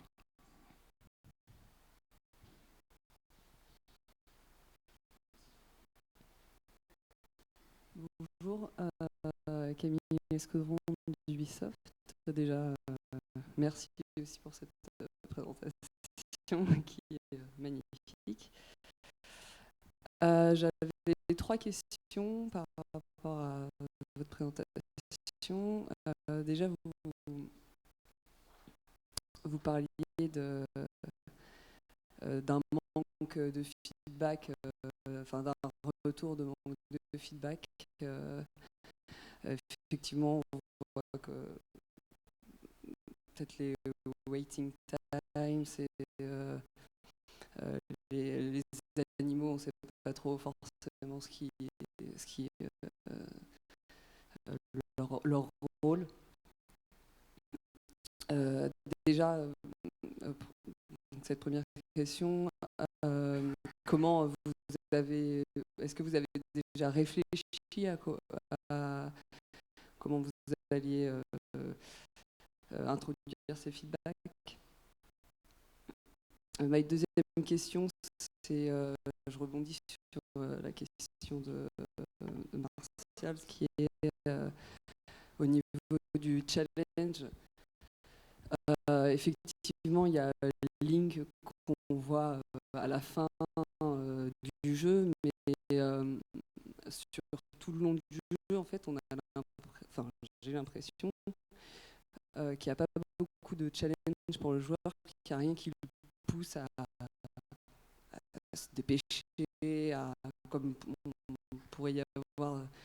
Il y a plein de petites mécaniques, par exemple dans Don't Starve, qui poussent le joueur à se dépêcher dans ses actions. Et ma troisième question concerne le multi. En fait, j'ai cru voir qu'il y avait du coop, donc de la coop en multi. Et j'ai l'impression que c'est un peu limité, que ça semble pas ajouter beaucoup d'intérêt au solo, mis à part que ça va plus vite. Est-ce que vous avez pensé à un mode multi en VS? Ça aurait pu être aussi intéressant au niveau des ressources, par exemple, exemple, ou pousser, je sais pas, d'être les premiers à construire l'arche, ou alors à pousser ses concurrents dans Link, ou je sais pas. Voilà, merci. Merci pour vos retours. Alors, la première question était sur les feedbacks. Donc, à travers toutes nos séries de playtests, on a effectivement eu ces retours qui manquaient des feedbacks sur effectivement le temps restant, le nombre de builders disponibles à chaque instant. Donc, c'était un effort constant d'ajouter, de modifier, de construire sur ce qu'on avait déjà. Il en manque encore beaucoup. Et c'est juste par manque de temps qu'on n'a pas pu les implémenter, mais effectivement, on avait déjà pensé à aller implémenter ce genre de feedback. La deuxième question était sur challenge. Donc là, oui, pour la deuxième question, excusez-moi. Ce qu'on vous a montré, du coup, c'est le mode Arch qui sous-entend que le joueur connaît déjà toutes les fonctionnalités de ces animaux qu'il a appris durant la solo campaign. Donc voilà, c'est quelque chose d'assez graduel. On n'a pas accès au multijoueur directement.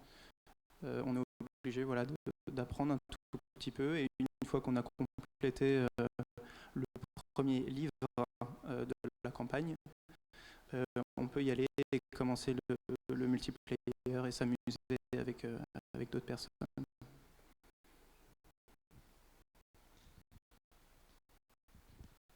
Il me semble que la dernière question était sur coopération et le VS.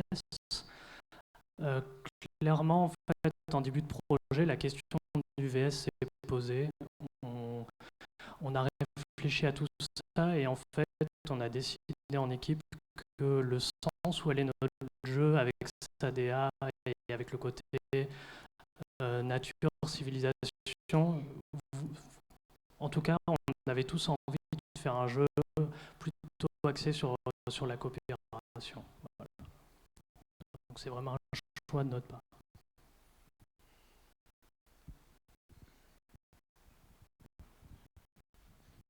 En décembre, d'ailleurs, quand le jeu a été présenté, c'était un mode versus qui avait été mis en avant. Et en euro discutant après, on a décidé de changer ça pour partir sur quelque chose de beaucoup plus orienté sur la coopération.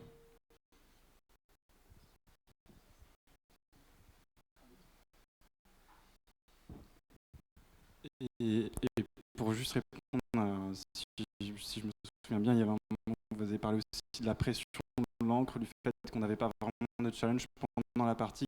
Finalement, ça arrivait qu'à la fin. Ce qu'on n'a pas vu là, vraiment, ce qu'on n'a pas eu l'occasion de voir, c'est la gestion des ressources, notamment pour la nature. Cette gestion des ressources, elle n'apparaît pas parce qu'on n'a pas eu le temps de l'équilibrer, tout simplement parce que ça prend plusieurs mois, plusieurs années pour ce genre de jeu. Et voilà. Mais on y a pensé, on a pensé à des mécaniques pour équilibrer ça, notamment le fait que certaines cases fournissent qu'un certain nombre limité de ressources. C'est-à-dire qu'une fois qu'elles ont été épuisées, ces ressources, on ne les retrouve plus. Donc il y a des cases qui sont là uniquement pour la déco, et d'autres cases.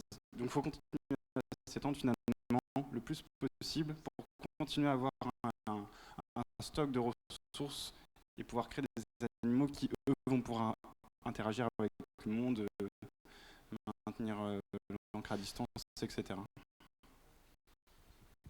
Et puis c'est aussi pour des questions de clarté qu'on a décidé de montrer les mécaniques de l'encre vraiment à la fin, histoire que tout soit lisible. Donc on a vraiment un peu séparé les parties, mais l'encre est présente dès le début et elle est une menace dès le début de la partie.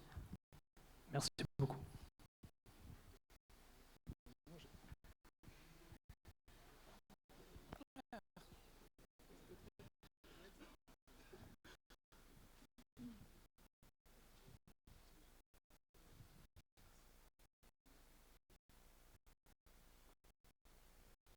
J'ai une question qui vient de m'arriver suite à la question précédente. Est-ce qu'il n'y a pas un paradoxe à faire un jeu dont l'imaginaire est plutôt écolo, et comme la plupart des jeux de stratégie qui ne marchent que si on est en croissance?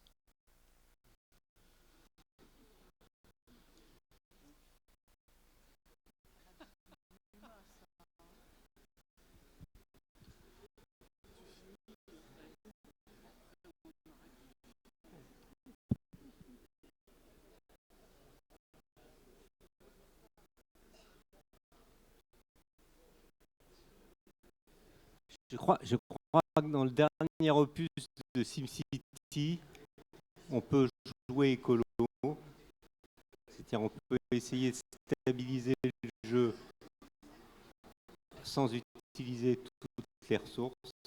Je n'ai pas joué au dernier opus de SimCity, mais on m'a dit ça. Et dans tous les autres précédents, si vous ne remplissez pas le terrain, ça s'arrête à un moment donné, vous êtes bouffé par les martiens, la politique et tout le reste. Et j'ai eu l'impression, c'était la dernière question, vous avez répondu qu'il fallait continuer, que vous êtes un peu dans la même situation. C'est-à-dire pour maintenir le jeu, il faut continuer à croître, à créer des animaux et tout ça. Et donc c'est un peu paradoxal avec l'idée écologique qui est derrière.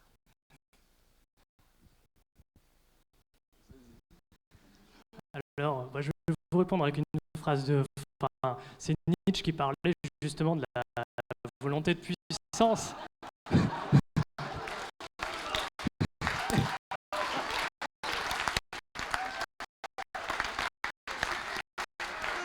Et qui, elle, n'est pas forcément, voilà, qui n'est pas forcément toujours conquérante, mais qui est en toute chose, et donc dans la nature et dans la civilisation, il y a un mouvement vers la complexité qui, lui, est inexorable et qui n'est pas forcément que compétitif, qui peut être aussi altruiste.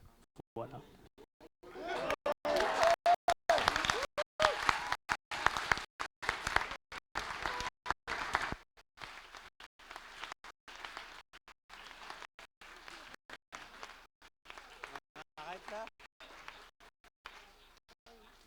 On a... Eh bien, merci beaucoup.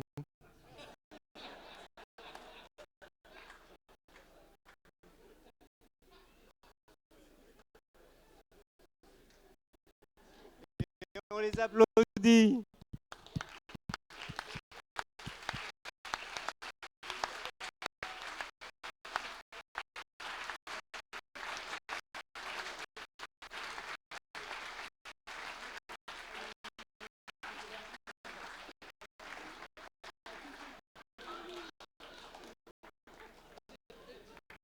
Bon, on terminera par humain, trop humain. Pour continuer avec Nietzsche.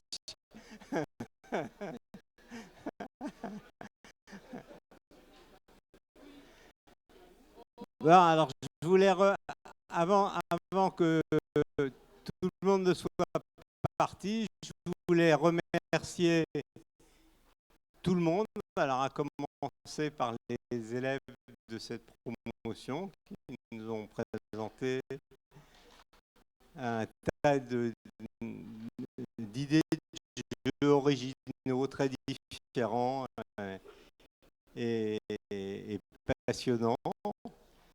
Je veux remercier l'ensemble des membres du jury qui s'est déplacé en CTR, éloigné certains de chez eux,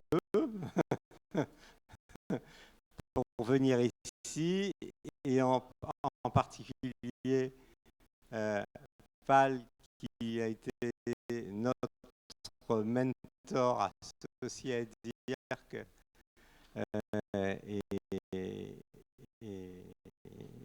que je remercie beaucoup d'être là. On croisera quelqu'un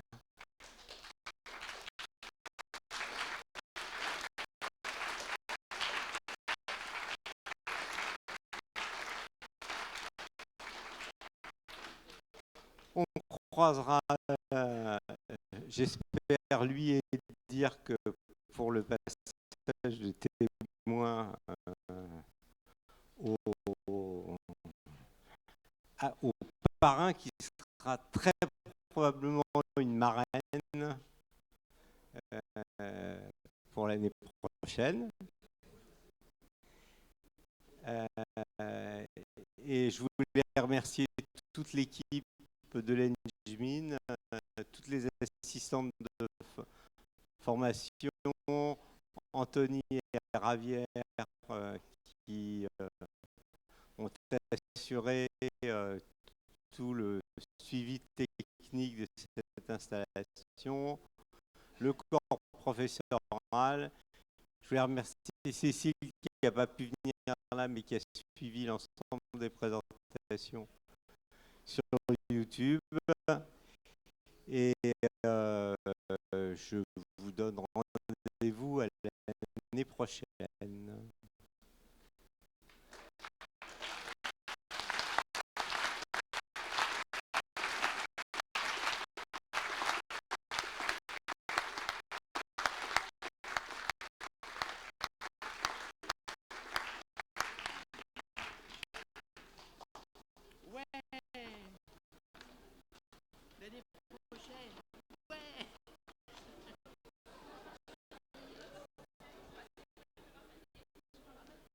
Tiens, on va te donner l'équipe de La Rochelle. Ouais. Les points de vin, les points